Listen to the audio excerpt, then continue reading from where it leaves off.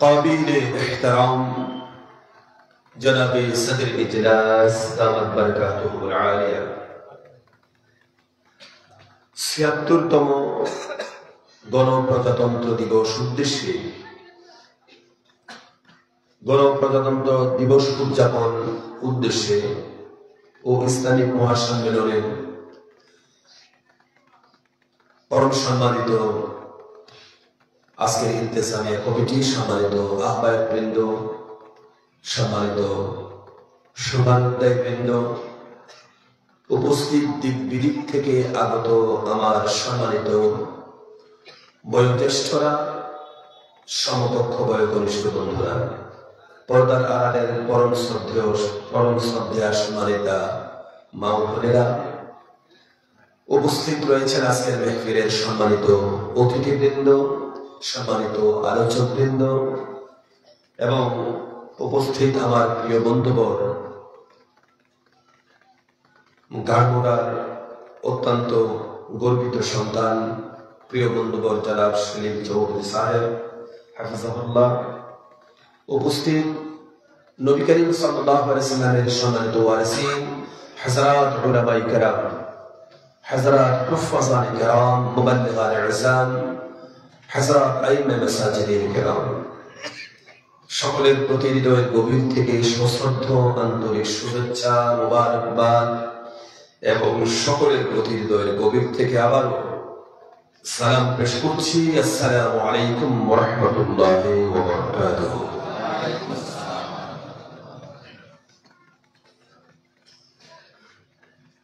ছিয়াত্তরতম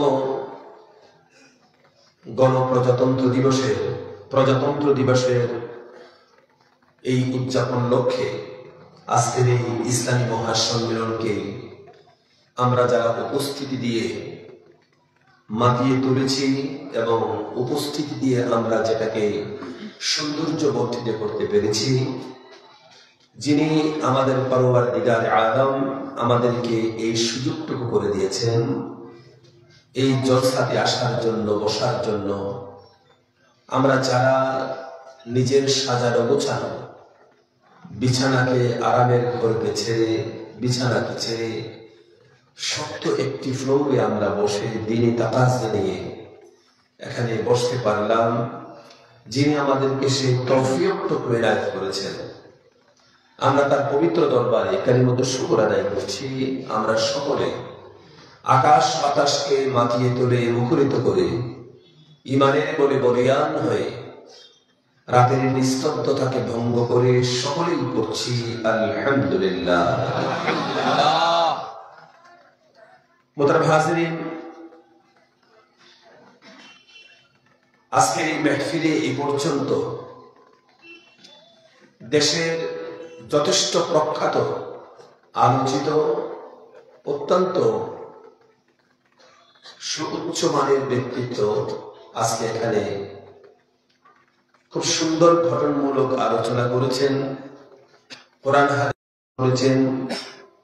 এই পর্যন্ত আমরা আরো সুশোভিত করতে পারি আল্লাহ এবং তার রাসূলের রঙে রঙিন কোরআন এবং হাদিসের আলোকে যেন জীবনকে আলোকিত করতে পারি।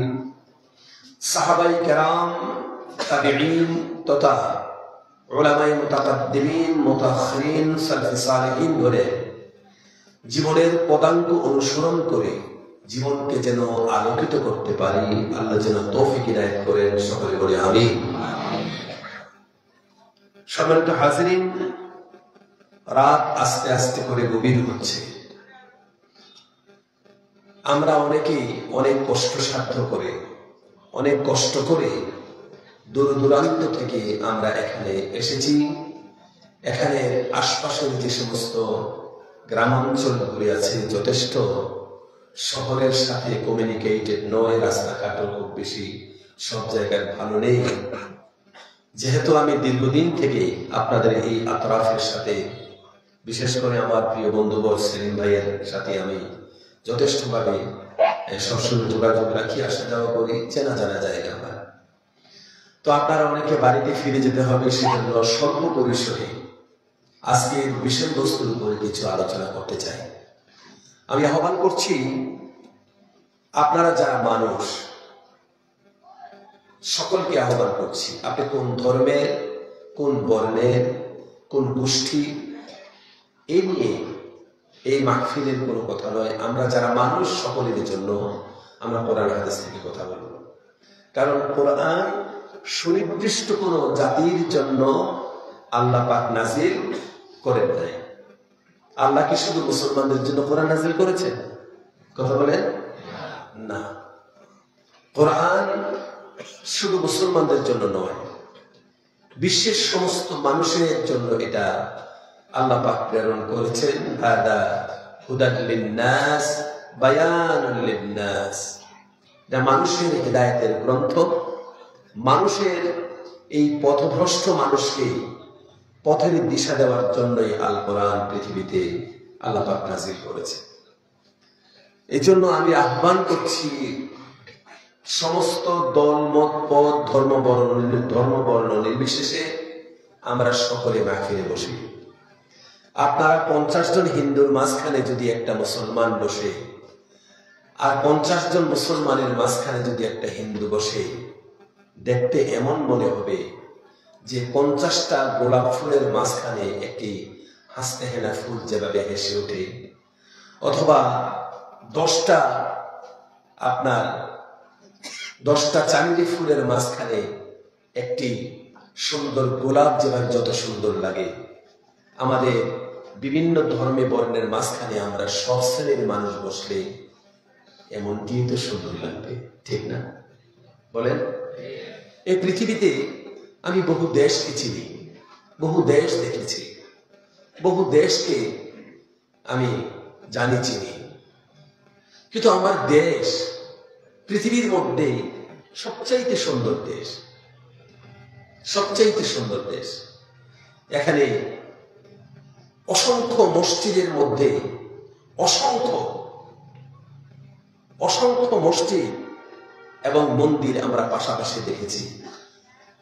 অসংখ্য গ্রাম থেকে রাস্তা গিয়ে মসজিদে লেগেছে, অসংখ্য গ্রাম থেকে রাস্তা গিয়ে মন্দিরে লেগেছে। একই রাস্তা দিয়ে হেঁটে আমরা কেউ মসজিদে যাই, কেউ গির্জাতে যায়, কেউ মন্দিরে যায়, কেউ পেগোডাতে যায়, কেউ সিনাগোগে যায়, ঠিক না?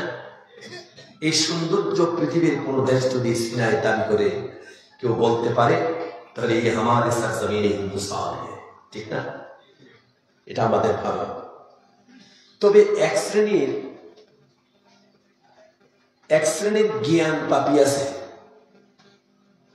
ওয়ার্ডটা কি বলেছি বলে? আরে এখানে তো আপনারা অনেকে ইন্টেলেকচুয়াল আছে। গালগুলাতে কথা বলতে তো আমার ভিতরে খুব কেঁপে ওঠে, কারণ এখানে অনেকে শিক্ষিত মানুষ। জ্ঞান পাপি আছে, শব্দটা মনে রাখবেন।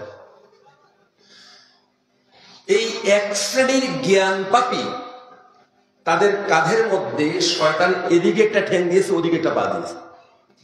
আমার কথা না, কোরআন শরীফ খুলে দেখেন, কোরআন শরীফ খুলে দেখেন, সূরাতুল মুজাদালাতে আল্লাহ পাক বলেছেন, ইস্তাহওয়াযা আলাইহিমুশ শাইতানু ফাআনসাহুম যিকরাল্লাহ।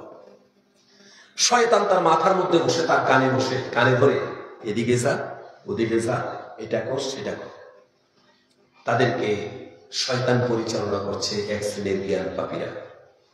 আর তাদের কাঁধের মধ্যে, তাদের বিবেকের মধ্যে শয়তান কাজ করছে।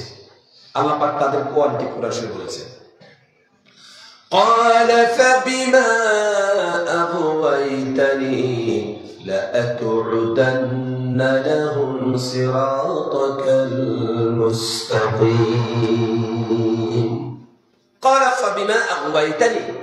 আল্লাহর সাথে শয়তান চ্যালেঞ্জ করেছে, তুমি আমাকে তোমার এই টেরিটরি থেকে, তোমার রহমতের সেই জায়গা থেকে আমাকে তুমি বিতাড়িত করেছো।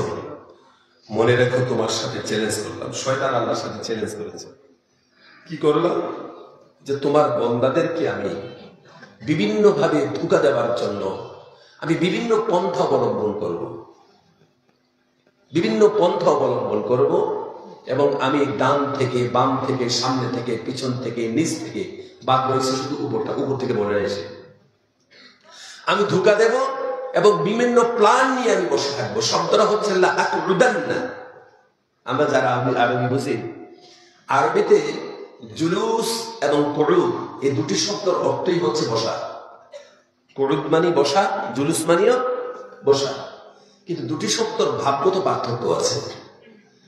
একটা অর্থ হচ্ছে বসা, যেমন জুলুস আমরা বসেছি, হঠাৎ একটা সমস্যা হয়েছে, তাকে আমি উঠে চলে গেলাম, জুলুস। আর কুউদ শব্দের অর্থ হচ্ছে দীর্ঘমেয়াদী পরিকল্পনা নিয়ে বসা, কোন একটা প্ল্যান করে বসা, কোন একটা কার্যসিদ্ধির জন্য বসা। যেমন মনে করে একটা সিংহ একটা ঝোপঝাড়ের আড়ালে ঠান্ডা মাথায় বসে থাকে, যেই না তার রেঞ্জের মধ্যে শিকার আসে অমনি সে লাফ দিয়ে সে শিকারের ঘাড় মটকিয়ে দেয়, ঠিক না? এটা বধ দেখবেন জলাশয়ের আশপাশে সে একবারে ঠান্ডা মাথায় বসে আছে, সম্ভবত উনি 10 বিয়ে আদায় করতেছে বসে বসে, কিছু বুঝে না, বুঝেন না? একবারে মনে হয় কোনো পিসাবের কোনো সবক আদায় করতেছেন না। আর যেই না তার চোখের সামনে তার রেঞ্জের মধ্যে শিকার আসে অমনি তাকে সে লুপে নেয়, সে তার শিকারকে করে নেয়। এই হচ্ছে কুউদ, পরিকল্পনা নিয়ে বসা, ঠান্ডা মাথায় বসা। আজকে এক শ্রেণীর শয়তান আমাদের এক শ্রেণীর মানুষের, আপনার কিছু শয়তান এক শ্রেণীর মানুষের কাঁধে বসে আমাদের এই ভারতবর্ষে বহুমাত্রিক বহু ধর্মের এই ধর্মের সৌন্দর্যতা, বহু ধর্মের সৌন্দর্যমণ্ডিত এই দেশকে নাস্তানাবুদ করে দিয়েছে তারা। ঠিক বললাম না ভুল বললাম? নাস্তানাবুদ করে দিয়েছে। এক ধর্মের মানুষকে আরেক ধর্মের উপরে খেপিয়ে দিয়েছে, এক ধর্মের মানুষকে আরেক ধর্মের মানুষের উপরে হিংসাত্মক কিছু কথা ছেড়ে দিয়ে আমরা যারা একই চায়ের কাপে আগের জন মুসলমান খেয়েছে, পরে এই কাপটার মধ্যেই হিন্দু খেয়েছে, আবার এই কাপটার মধ্যেই মুসলমান খেয়েছে। আপনাদের দেশে এরকম আছে না নাই? এই কথা বলেন, আছে না নাই? এত সুন্দর একটি দেশ, এত ভালোবাসার একটি দেশ, এত সুন্দর একটা দেশ, ভারতবর্ষের স্বাধীনতা সংগ্রামের পতাকা যেদিন উঠেছিল আমরা সবাই সেদিন একটা টুপি পরেছিলাম। আমরা যে লম্বা টুপি পরি, দারুল উলুম দেওবন্দের টুপি দেখছেন? ওটা কোন টুপি এটা জানেন কি? এই টুপির ইতিহাস কি জানেন? এই টুপি হুজুর পাক সাল্লাল্লাহু আলাইহি ওয়াসাল্লামের সুন্নাত নয়। লম্বা টুপি যেটা আমরা পরি দারুল উলুম দেওবন্দে যে টুপিটা পরা হয়, এই টুপিটা কিন্তু মূলত আমাদের ভারতবর্ষের জাতীয় সুন্নতে দেয়। আপনি কি জানেন ইতিহাস? যেদিন 15 আগস্টে লালকেল্লাতে যেদিন সমস্ত ধর্মের মানুষ, সমস্ত বর্ণের সমস্ত সব মানুষ যেদিন লালকেল্লাতে যেদিন সেই আমাদের গর্বিত, আমাদের সম্মানিত এই পতাকা তিরঙ্গা যেদিন তোলা হয়েছিল, সেদিন সমস্ত ধর্মের মানুষ এই টুপিটিকে পছন্দ করেছিলেন।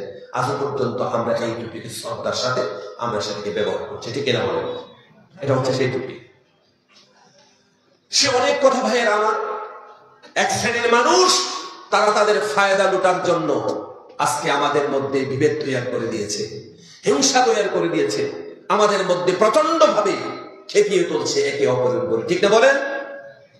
আজকের দিনে আমরা তাদের সমস্ত চিন্তা ফিকিরকে, এই সমস্ত অশুভ চিন্তাকে আজকে আমরা এড়িয়ে যেতে হবে এবং তাদেরকে এই অশুভ চিন্তা যেন, এই অশুভ ব্যক্তিত্ব যেন আমাদের মধ্যে তারা বিস্তার করতে না পারে, আমাদের সকলকে সজাগ করতে হবে। এটা আজকে আমাদের সময়ের দাবি, ঠিক না বলেন ভাইয়া? আসুন আমরা কোরআনুল কারীম থেকে যে আয়াতটুকু আমরা পড়েছি, আমরা এই আয়াতটা সবিস্তারে আমরা শুনব। বেশি কথা দরকার নেই, অল্প সময় আমরা কথার বিস্তার সবিস্তারে তার তাকিদ আমরা করব। আল্লাহ পাক যেন আমাদেরকে বলার এবং শোনার তৌফিক ইনায়াত করেন, বলি আমিন। সুবহানাকা লা ইলমা লানা ইল্লা মা আল্লামতানা। আমরা কোনো কিছু বলতে পারি না, ভাবতে পারি না, চিন্তাও করতে পারি না যদি আল্লাহ পাক তৌফিক ইনায়াত না করেন, ঠিক না বলেন? আল্লাহ পাকের কাছে ফরিয়াদ করছি, আল্লাহ পাক যেন আমাদেরকে এই মাহফিলে আল্লাহ পাকের কোরআন থেকে, রাসূলের হাদিস থেকে কিছু কথা উপস্থাপন করে সময় উপযোগী কথা যেন আল্লাহ পাক জেহানের মধ্যে দিয়ে দেয়। আবার বলি আমিন। আমিন। সম্মানিত হাজির, কোরআন একটা দৃষ্টান্ত। আজকে হচ্ছে 2025 ইংরেজি জানুয়ারি মাসের 26 তারিখ। আমি এটাকে 25 তারিখ বললে আপনি মেনে নেবেন? যদি 2023 ইংরেজি বলি মেনে নেবেন?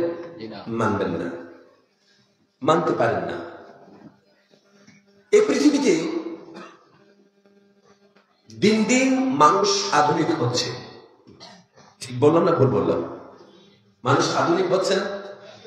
বিশাল আধুনিক হচ্ছে মানুষ। মানুষ এখন আধুনিক হইতে হইতে মাকে মামি ডাকে। মামি কি খালা ডাকবে নাকি আল্লাহ জানে। আপনাদের এখানে আছে না আধুনিক? মাকে কি ডাকে?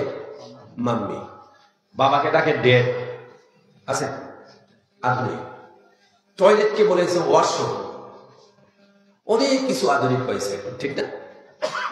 আধুনিক।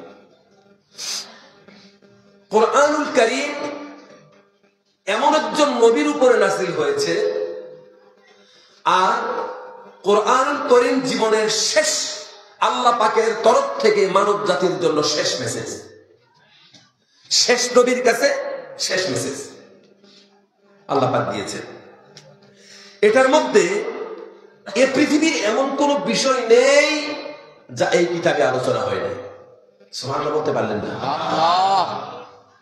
আপনি আশ্চর্য হবেন এই কিতাবের কথা, তার কত গভীরতা আছে। আমরা আজকে একটু কথা শুনবো ইনশাআল্লাহ, বিমাশিয়াতিল্লাহ আমরা শুনবো ইনশাআল্লাহ। হাজিরিন, একটু গভীর ভাবে দেখেন। আজ থেকে ১৫০০ বছর আগে একটা কিতাব নাযিল হয়েছে।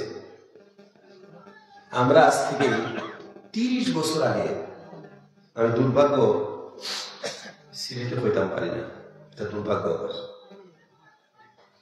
আমার কথা বুঝেন তো? আজ থেকে ৩০ বছর আগের কথা আমাদের যাদের মনে আছে, বা ৪০ বছর আগে, ৪০ বছর আগে মানুষের রুচি, মানুষের পোশাক পরিচ্ছদ বর্তমান যুগের সাথে অনেকটা বেমিল না?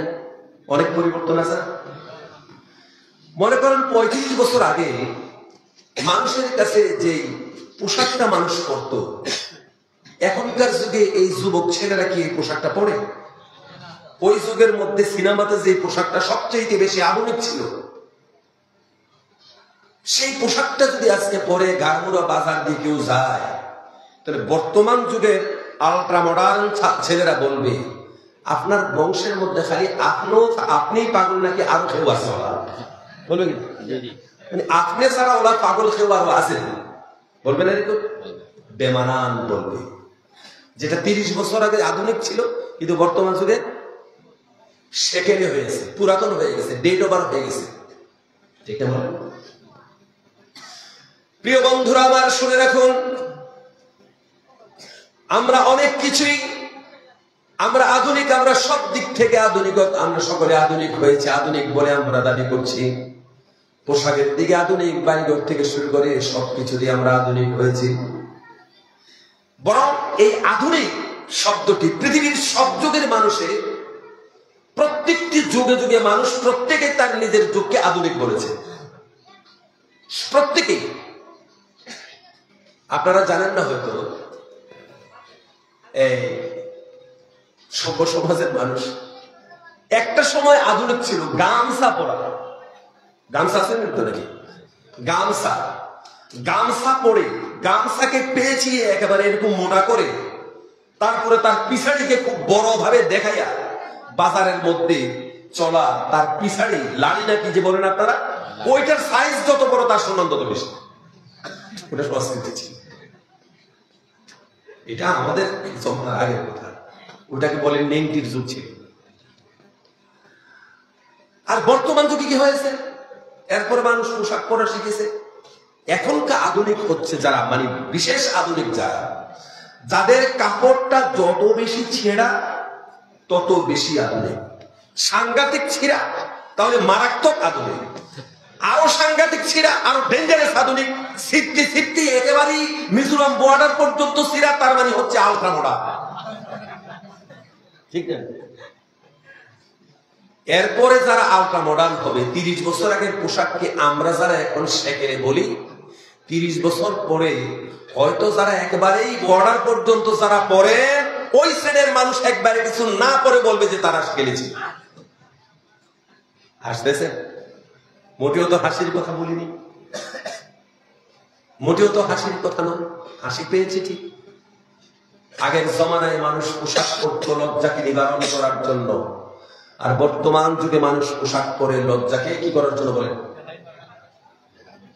লজ্জা স্থানকে আরো বেশি এক্সিবিশন করার জন্য, নয় কি? ঠিক নয় কি বলুন?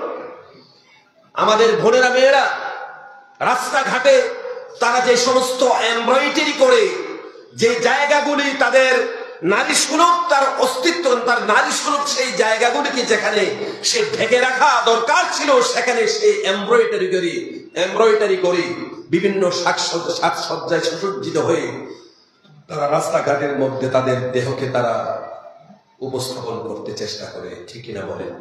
এটাকে আধুনিক বলা হয়। একটা ছোট্ট কথা বলে সামনে এগিয়ে যাচ্ছি। আপনি কি জানেন এটা আসলে আধুনিকতা নয়।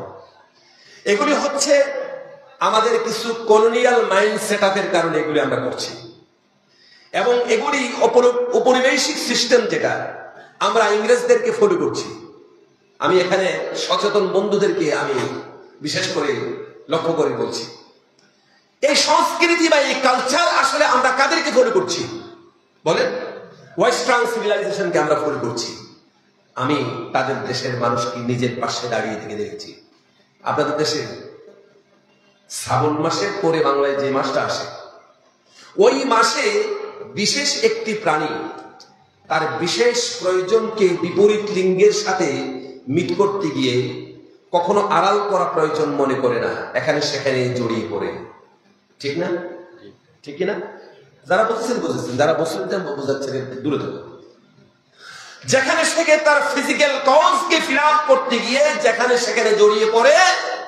আর আজকে আমরা যাদেরকে ফলো করছি তারাও ঠিক এমনি ভাবে ওই বিশেষ প্রাণীর মতন তাদের যৌনতার জন্য যেখানে সেখানে তারা জড়িয়ে পড়ে, আরাম করা প্রয়োজন মনে করে না। ঠিক না? আপনাদের দেশে, আমাদের দেশে অতটা এখনো বিকৃত যৌনতা আসেনি। ওই দেশের মানুষ সামাজিক ভাবে কুত্তারে বিয়ে করে। আপনি কি জানেন? যাক, সে অনেক কথা। আসুন আমরা কথার মূল কেন্দ্রে আসি। আল্লাহ রাব্বুল আলামিন ১৫০০ বছর আগে আমাদেরকে একটি সুন্দর দিন, একটি জীবন ব্যবস্থা আমাদেরকে দিয়েছেন, একটা সংস্কৃতি দিয়েছেন, একটা কালচার আল্লাহ পাক দিয়েছেন, আর এমন একটি কিতাব দিয়েছেন কিয়ামত পর্যন্ত পৃথিবীর মানুষের জন্য নতুন করে আর কোনো কিছু দরকার নেই। দুনিয়ার যতদিন মানুষ থাকবে, যতটা দিন পৃথিবীতে মানব সভ্যতা থাকবে, ততদিন পর্যন্ত মানব জাতির জন্য যা কিছু দরকার আল্লাহ পাক সবকিছু কোরআন কারীমের মধ্যে বলে দিয়েছেন। জোরে বলে সুবহানাল্লাহ। এতে রয়েছে মানব জীবনের সকল সন্তোষজনক সমস্যার সুষ্ঠু সমাধান রয়েছে এই কোরআনে। ওয়া কুল্লা শাইইন ফাসসালনাহু তাফসীলা। জোরে বলে আল্লাহু আকবার। মানব জীবনের যা দরকার সবকিছু আল্লাহ রাব্বুল আলামিন কোরআন শরীফের মধ্যে খুলে খুলে বলে দিয়েছেন। জোরে বলে সুবহানাল্লাহ। সব বলা হয়েছে তাতে। সম্মানিত হাজিরিন, আসুন কোরআনুল কারীমের যেই দুটি আয়াত আমরা পড়েছি, এই দুটি আয়াতকে আমরা একটু তাহকিক করি। আল্লাহ রাব্বুল আলামিন বলেছেন, ইন্নাল্লাযীনা আমানু ওয়া আমিলুস সালিহাত آمنوا وعملوا الصالحات كانت لهم جنات الفردوس نزلا. جل الله أكبر. الله أكبر. إن الذين آمنوا وعملوا الصالحات, যারা ঈমান আনবে, যারা সৎ কাজ করবে, তাদের জন্য রয়েছে আল্লাহ পাকের জান্নাত, জান্নাতুল ফেরদাউস। আল্লাহ পাক অলরেডি তাদের জন্য বানিয়ে রেখেছে। মোটামুটি তার শাব্দিক অর্থ হচ্ছে এটা।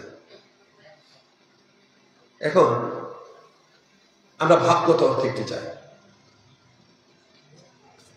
আমাদের পৃথিবীতে এক শ্রেণীর মানুষের থিঙ্কিং হচ্ছে যে আমরা যেদিন পৃথিবীতে এসেছি মায়ের গর্ভ থেকে, এটা আমাদের জীবনের প্রথম দিন। যেদিন আমার ইন্তেকাল হয়ে যাব, আমি পৃথিবী থেকে যেদিন মুন্তাকিল হয়ে যাবে, আমার মুন্তাকিল হয়ে যাবে, সেদিনটা আমার জীবনের শেষ দিন। এটা আমরা অনেকেই মনে করি।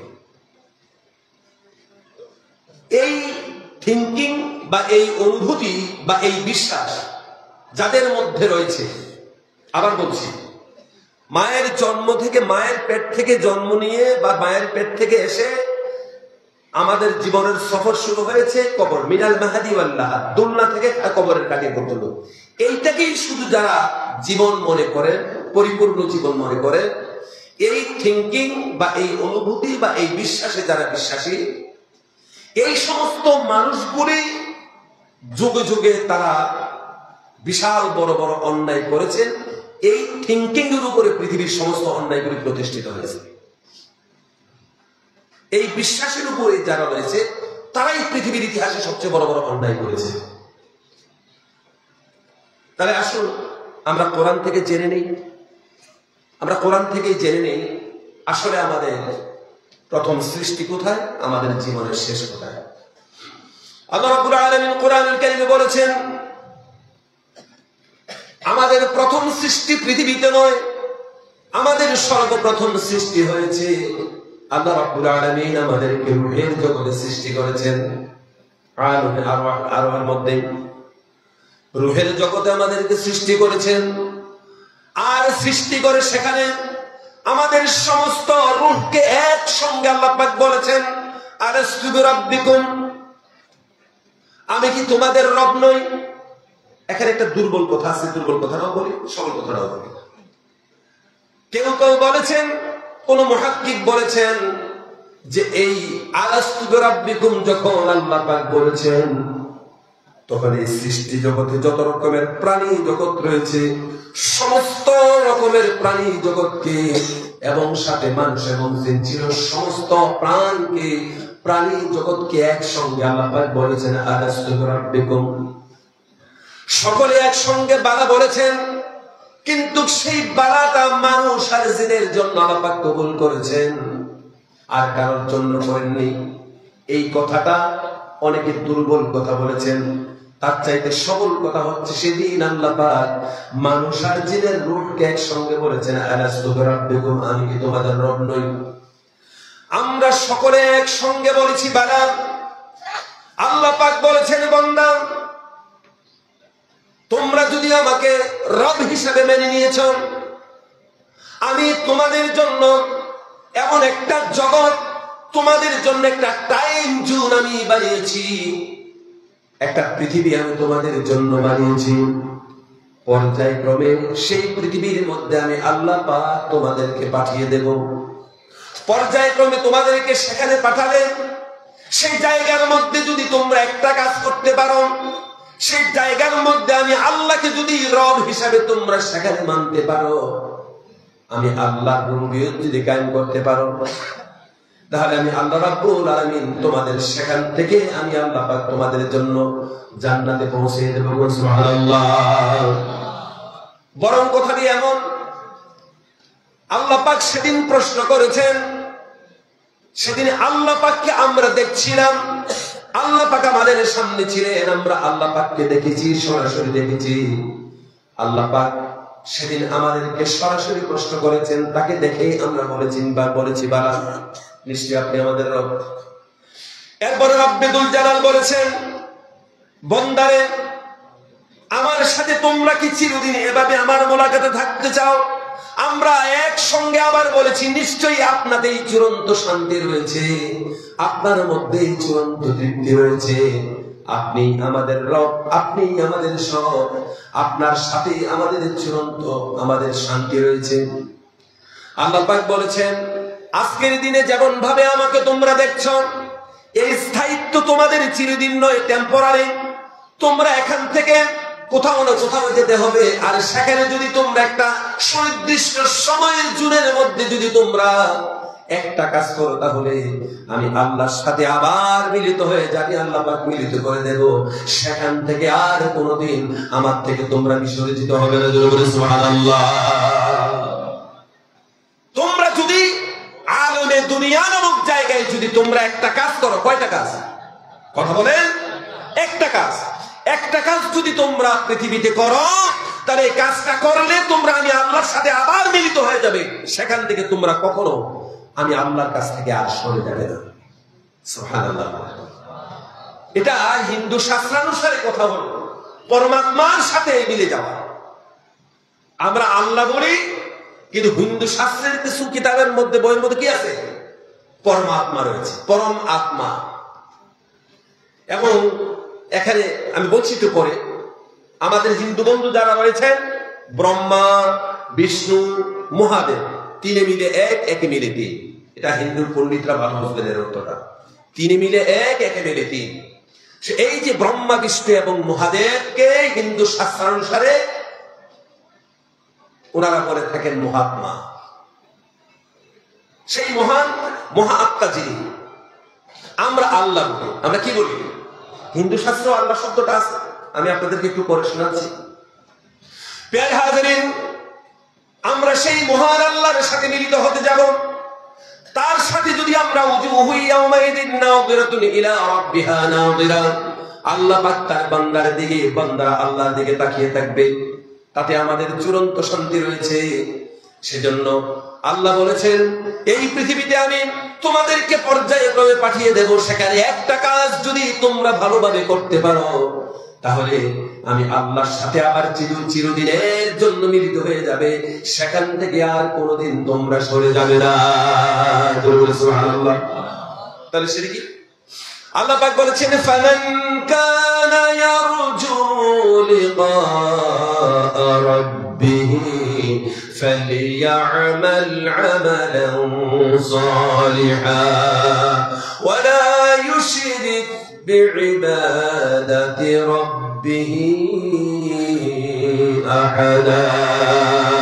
জোরে বলি আল্লাহু আকবার। ফামান কানা ইয়ারজু লিকা রাব্বিহি, তোমরা যদি সেই রবের সাথে, সেই আল্লাহর সাথে যদি তোমরা আবার যদি মিলিত হতে চাও, তাহলে দুনিয়া নামক সেই সময়ের কাঠামোর মধ্যে বা দুনিয়া নামক এই জগতের মধ্যে তোমরা একটা কাজ করবে, সেটা হচ্ছে ফালিয়া'মাল 'আমালান সালিহান। জোরে বলেন সুবহানাল্লাহ। তোমরা যদি সেই পরমাত্মার সাথে, আমার আল্লাহর সাথে যদি তোমরা আবার মিলিত হতে চাও, তাহলে পৃথিবী নামক হায়াতের মধ্যে তোমরা একটা কাজ করবে। কয়টা কাজ? সকলকে বলতে হবে কয়টা কাজ? একটা কাজ। সেটা হচ্ছে ফালিয়া'মাল 'আমালান সালিহান। And this is fundamental message of Holy Quran. This is the main message of Al-Quran. এটা কোরআন শরীফের মূল মেসেজ, এটা মূল ফাউন্ডেশনের মেসেজ। গোটা কোন মানুষ যদি আপনাকে বলে 30 পারা কোরআন শরীফকে আমি একটা সেন্টেন্সে আমি বুঝতে চাই, আমি একটা লাইনে কোরআনকে বুঝতে চাই, যদি কোন মানুষ আপনাকে প্রশ্ন করে, তাহলে সেই লাইনটির নাম হচ্ছে ফালিয়া'মাল 'আমালান সালিহান। তোমরা সৎ কাজ করো। কি কাজ করো? সমস্ত বন্ধুরা একসাথে হুঙ্কার দিয়ে বলেন, কোরআনের মূল মেসেজ কি? সৎ কাজ করে। এটা কোরআন শরীফের মূল মেসেজ। আজকে তোমরা যারা চৌরাস্তার মধ্যে দাঁড়ায়া ধর্মীয় পোশাক ব্যবহার করে, এক শ্রেণীর অমানুষ যারা ধর্মীয় পোশাক ব্যবহার করে তোমরা কোরআন শরীফকে জ্বালাইয়া মোবাইলে ভিডিও করে পকেটের মধ্যে তোমরা দিয়েছ, তোমরা ভারতবর্ষের শুভ সন্তান নও। ঠিক কিনা জোরে বলেন? আরো জোরে বলেন, ঠিক কিনা মুসলমান? তোমরা দেশের ভালো সন্তান নও, তোমরা দেশের সৎ বুদ্ধি সম্পন্ন মানুষ নও। তোমরা যারা ধর্মে বিশ্বাস, যদি ধর্মে বিশ্বাস করো, শ্রীকৃষ্ণের কথা অমৃত পড়ো, তোমরা পুরাণ প্রসঙ্গ পড়ো, তোমরা উত্তরায়ণ বেদ পড়ো, তোমরা শুধু ধর্মের মধ্যে ভাগাপা করেছ, গ্রন্থ তোমরা পড়োনি। আমি চ্যালেঞ্জ করে বলছি, তোমরা পড়ো নাই। যদি পড়তে অন্তত এমনটি তোমরা অসৎ ব্যবহার তোমরা করতে পারতে না। ঠিক কিনা বলেন? আরে জোরে বলেন, ঠিক কিনা মুসলমান? এমনটি তোমরা করতে পারতে না। আজকে তোমরা ধর্মের পোশাক ব্যবহার করে আমরা এই সুন্দর পরিবেশকে তোমরা নষ্ট করে দিয়েছো। আমরা আজও পর্যন্ত একটা চায়ের দোকানে 10টা হিন্দু 15টা মুসলিম একসাথে বসে আমরা আড্ডা মারি, একসাথে চা খাই, একই চায়ের কাপের মধ্যে আমরা চা শেয়ার করি। ঠিক কিনা জোরে বলেন বন্ধুরা? এই ভালোবাসাকে তোমরা এক শ্রেণীর মানুষ ধর্মীয় পোশাক ব্যবহার করে আমাদের ভালোবাসাকে তোমরা ধ্বংস করেছো। ঠিক কিনা বলুন? যারা ধর্মীয় পোশাক পরে এই কাজ করছে, আর তারা যাই হোক, তারা ধার্মিক মানুষ নয়। আপনি গীতা খুলেন নিয়ে এসেন আমার কাছে। গীতার প্রথম কথাই হচ্ছে অহিংসা সত্যমস্বয়ং শৌচমতিরিয় নিগ্রহাং দামং দয়া দমং সর্বেষাং ধর্মসাধনম। আপনি যদি হিন্দু হন, আপনি গীতায় বিশ্বাসী হন, তাহলে এই সুরটাকে বাদ দিয়ে দেন তো দেখি। গীতায় তো এটা বলেছে, দান, দয়া, দক্ষিণা, তৃতীয় সাদৃশ্যতা, প্রেম, প্রীতি, ভালোবাসা, এটা সব ধর্মের সাধনা।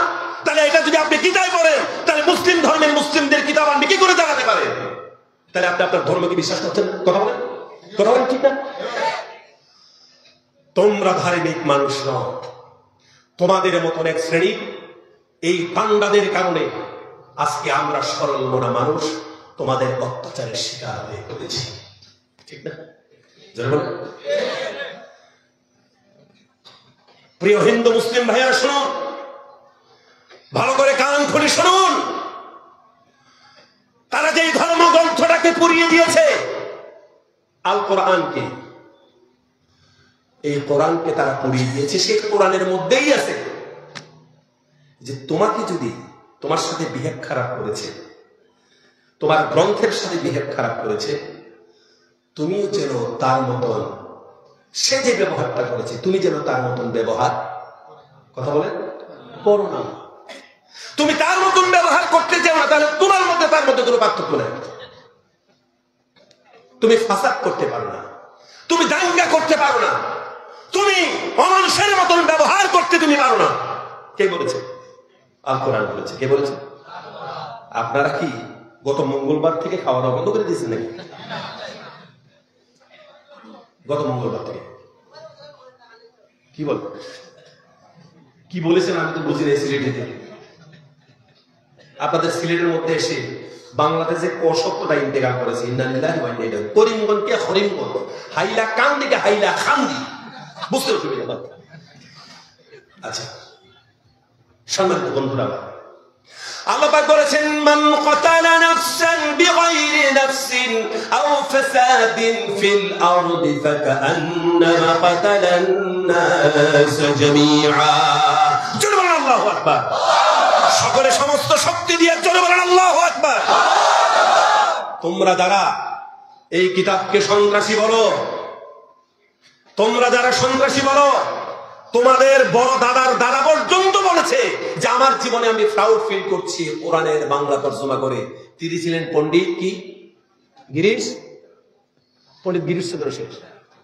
গিরিশচন্দ্র সেন উনি বাঙালি জাতির হাতে প্রথম যিনি বাংলায় কোরআন তুলে দিয়েছেন, তিনি কে? পণ্ডিত গিরিশ বাবু, গিরিশচন্দ্র সেন। নাম শোনেন না? এগুলি শোনার আর সময় আছে? বাড়ির পাশে এত সুন্দর নদী থাকতে 24 ঘন্টা মাছ মারতে মারতেই তো সময় বেলা পার হয়েছে নাকি? কি বল?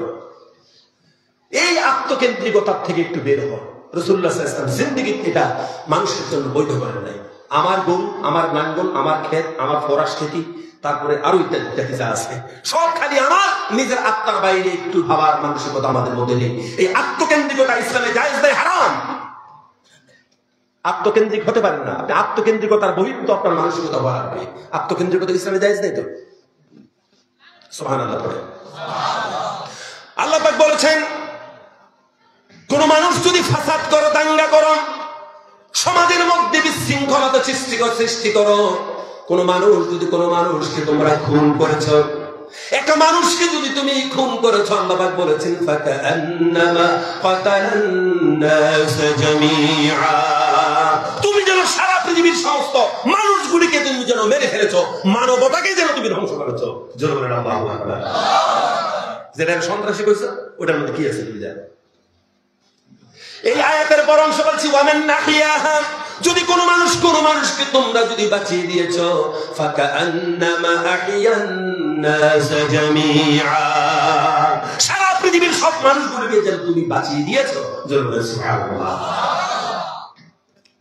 সম্মানিত হাজিরিন, তুমি গ্রন্থ পড়িয়েছো, রাসূলুল্লাহ সাল্লাল্লাহু আলাইহি ওয়াসাল্লাম বলেছেন, ইবনে মাজাহ শরীফের হাদিস, ক্বালা রাসূলুল্লাহ সাল্লাল্লাহু আলাইহি ওয়াসাল্লাম, নবীজি বলেছেন, তোমার সাথে যদি কোনো মানুষ অশুভ অসৎ আচরণ করে, তোমার সাথে যদি ফাসাদ করে, দাঙ্গা করে, তোমার সাথে অশুভ আচরণ করেছেন, তুমি তার সাথে কি করো? ফাহসিন মান ইলাইক, তুমি তার সাথে সব ব্যবহার করো। সিলমান কাতাতা ওয়াফাম মিন যালিকা, তোমার সাথে জুলুম করেছে, তোমার সাথে বিহেভ খারাপ করেছে, তোমার সাথে অস্বাভাবিক ব্যবহার করেছে, অশুভ আচরণ করেছে, তোমার সাথে তারা অসামাজিক কাজের মধ্যে তোমার সাথে অসামাজিকতা করেছে, তুমি যেন তার মতন অসামাজিক হয়ে যেও না। তুমি তার সাথে জবাবে ফাহসিন মানে ইলাই, তুমি সৎ কথা দিয়ে, সৎ ভাষা দিয়ে, সৎ ব্যবহার দিয়ে, তোমার কাছে যতটুকু তুমি সততা জানো, ভালো সেন্টেন্স উচ্চারণ তুমি করতে পারো, সমস্ত ভালো ভালো শব্দ দিয়ে তুমি তার সাথে মতবাদ, তুমি তার সাথে তার কাছে ছেড়ে দাও, ভালো কথা দিয়ে তুমি জবাব দাও, তার মতন অশুভ আচরণ তুমি যেন করো না কখনো। জোরে বলেন সুবহানাল্লাহ। তুমি কখনো যেন তার মতন অশুভ আচরণ করো না। এটা তোমার রাসূলুল্লাহর কথা, এটা তো আমাদের রাসূলের কথা, এটা তো কোরআনের কথা। কাকে তোমরা সন্ত্রাসী বলছো ভাইয়েরা? কাকে বলছে? পড়াশোনা করে বলেন কি?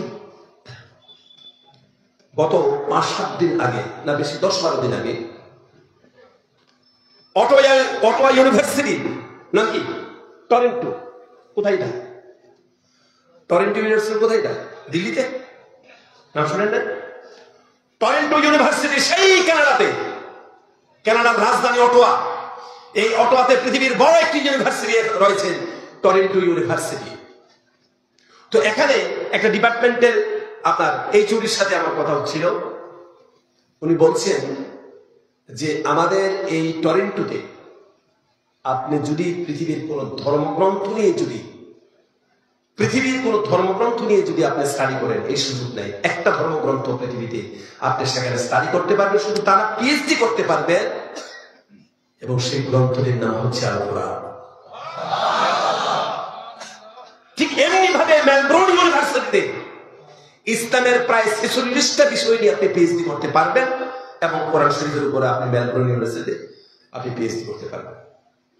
এবার গেফটাউন ইউনিভার্সিটি বলেন, শিকাগো ইউনিভার্সিটি বলেন, টরেন্টো ইউনিভার্সিটি বলেন, এইভাবে অক্সফোর্ড ইউনিভার্সিটি বলেন, সেই ইউরোপে আপনি কোরআন শরীফ দিয়ে করতে পারবেন। এই কিতাবটা নিয়ে আজকে সারা পৃথিবীর মানুষ পিএইচডি করছে, আর আপনি রাস্তার মধ্যে পুরাইয়া কিতাব ধ্বংস করতে পারবেন? এই কথা শেষ করতে হবে। এই জায়গাতে একটু ব্যথা করতেছে। এখানে কি হয়েছে? ডাক্তার বলছে যাও একটু চেক করে নিয়ে আসো।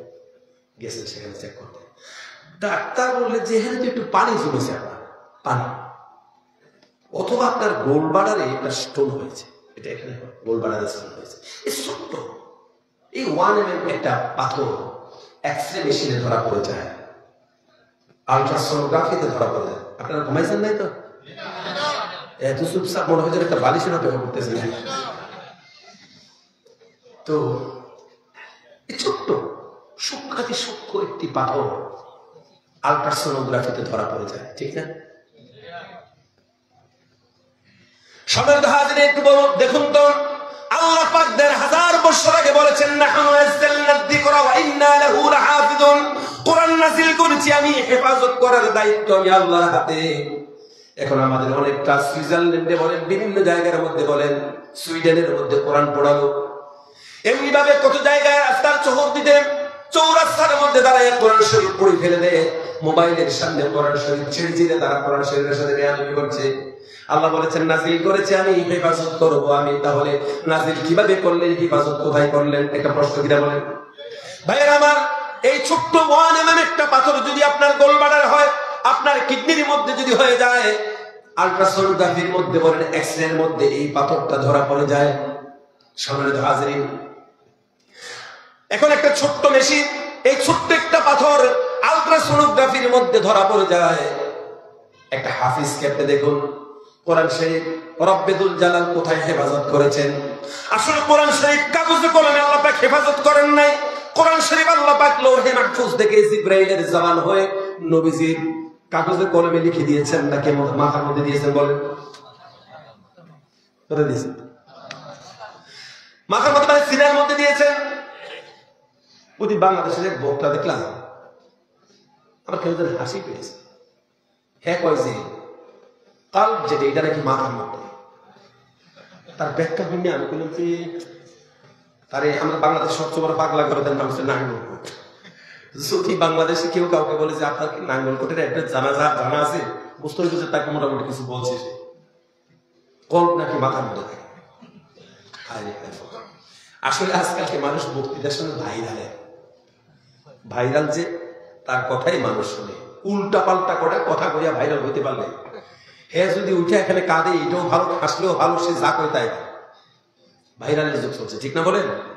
আসলে এটা ভাইরালের যুগ নয়, বরং এটা হচ্ছে ভাইরাসের যুগ। সম্মানিত হাজিরিন, খুব মনোযোগ।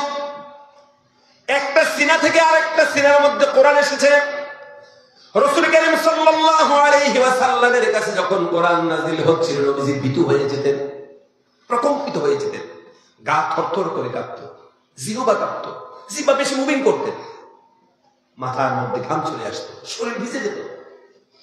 আল্লাহ রাব্বুল ইজ্জত ওয়াল জালাল কোরআনুল কারীমের আয়াত দিয়ে রাসূলকে বলেছেন, আমার জিবরাইল যদি আপনার কাছে যখন ওহী নাযিল করে, হে রাসূল, জিবরাইল আমিনের কাছে আল্লাহ পাক কোরআন শরীফের এই আয়াত নাযিল করে দিলেন, লা তুহাররিক বিহি লিসানাকা লিতা'জালা বিহি।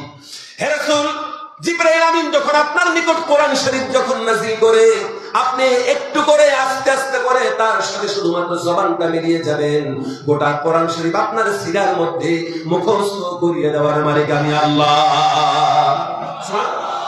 মুখস্থ আমি করিয়ে দেব, আপনি ভীত হবেন না। তাহলে কোরআন শরীফ একটা সিনা থেকে আরেকটা সিনাতে ট্রান্সফার হয়েছে, বুঝে আসছে? কাগজে কলমে নয়। এই বিশাল আরেক কথা, আমি তো ফজর হয়ে কথা বলতে বলতে আমার সাবজেক্টে কথা বলতে পারতাম না। মুহতারাম হাজিরিন, এবার বলুন তো, এই ছোট্ট ওয়ানেমের একটা পাথর ধরা পড়ে গেল, কিন্তু হাফিজ কোরআন পৃথিবীতে বর্তমানে কোটি কোটি কোটি কোটি হাফিজরা পৃথিবীতে রয়েছেন। এই হাফিজ কোরআনকে যদি অপারেশন করে, পৃথিবীর এমআরআই মেশিন থেকে শুরু করে যত আধুনিক যন্ত্রপাতি রয়েছে, তাদেরকে যদি একটা মেশিনের মধ্যে ঢুকাইয়া কিয়ামত পর্যন্ত চেক করা হয়, একটা হাফিজের সিনার মধ্যে কোরআন শরীফের একটা আলিফ খুঁজে পাওয়া যাবে কিনা? একটা অক্ষর খুঁজে পাওয়া যাবে? পাওয়া যাবে না। আল্লাহ পাক কোরআন শরীফকে কাগজে কলমে হেফাজত করেন নাই, করেছেন মানুষের সিনার মধ্যে, এক সিনা থেকে আরেক সিনার মধ্যে। ইংরেজ সর্বপ্রথম এই ভারতবর্ষের মধ্যে তাদের গোত্র দাহনের কারণ হয়েছিল এইটা, শরহে আয়া কিতাব এবং কোরআন শরীফের কিছু আয়াত। সুবহানাল্লাহ বলবেন না? আমি নিজে মাদ্রাসায় শরহে আয়া পড়াই, আমি হাজির। বিরক্ত হচ্ছেন না তো আপনারা? একটু তসবিহ পড়ব, তাহলে বাকি কথাগুলো শুনতে আমাদের একটু শরীরটা একটু চাঙ্গা হয়ে যাবে। রাগ করতেছেন না তো? সুবহানাল্লাহ ওয়ালহামদুলিল্লাহ, সুবহানাল্লাহ ওয়ালহামদুলিল্লাহ ওয়া লা ইলাহা ইল্লাল্লাহ, সুবহানাল্লাহ ওয়ালহামদুলিল্লাহ ওয়া লা ইলাহা ইল্লাল্লাহ, সুবহানাল্লাহ ওয়ালহামদুলিল্লাহ। আজব जो नक्शा ज़ल्म देखा, अजब जो नक्शा ज़ल्म देखा, उन्हीं का चर्चा जहां में फैला। तू ही मुसव्वर, तू ही रशीदा, तू ही मुसव्वर, तू ही रशीदा। सुबहानल्लाह सुबहानल्लाह सुबहानल्लाह सुबहानल्लाह सुबहानल्लाह सुबहानल्लाह। तू कर दे सीधा नसीब मेरा, तू कर दे सीधा नसीब मेरा। मदीने पहुंचा मसाले दिखला, तू कर दे सीधा नसीब मेरा। मदीने पहुंचा मसाले दिखला। उठा दे पर्दा वर मुझसे पड़वा, उठा दे पर्दा वर मुझसे पड़वा। सुबहानल्लाह सुबहानल्लाह सुबहानल्लाह सुबहानल्लाह सुबहानल्लाह सुबहानल्लाह। नदाए मूसा तबारकल्लाह, नदाए मूसा तबारकल्लाह। सदाए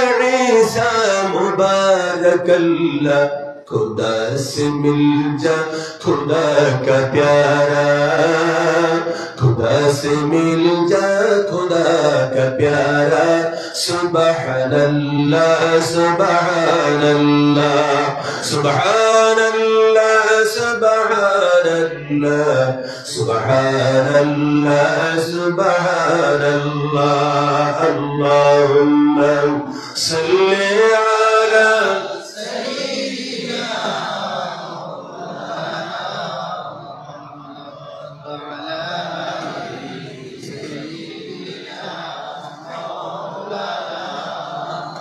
चाइना दौलत मान हशमत दबदबाए जिंदगी चाइना दौलत मान हशमत दबदबाए जिंदगी चाइ शुभ चूमीत कदम नूर मोहम्मद मुस्तफा अल्लाहुम्मा सल्ली अला सय्यिदिना मौलाना मुहम्मद व अला आलि सय्यिदिना मौलाना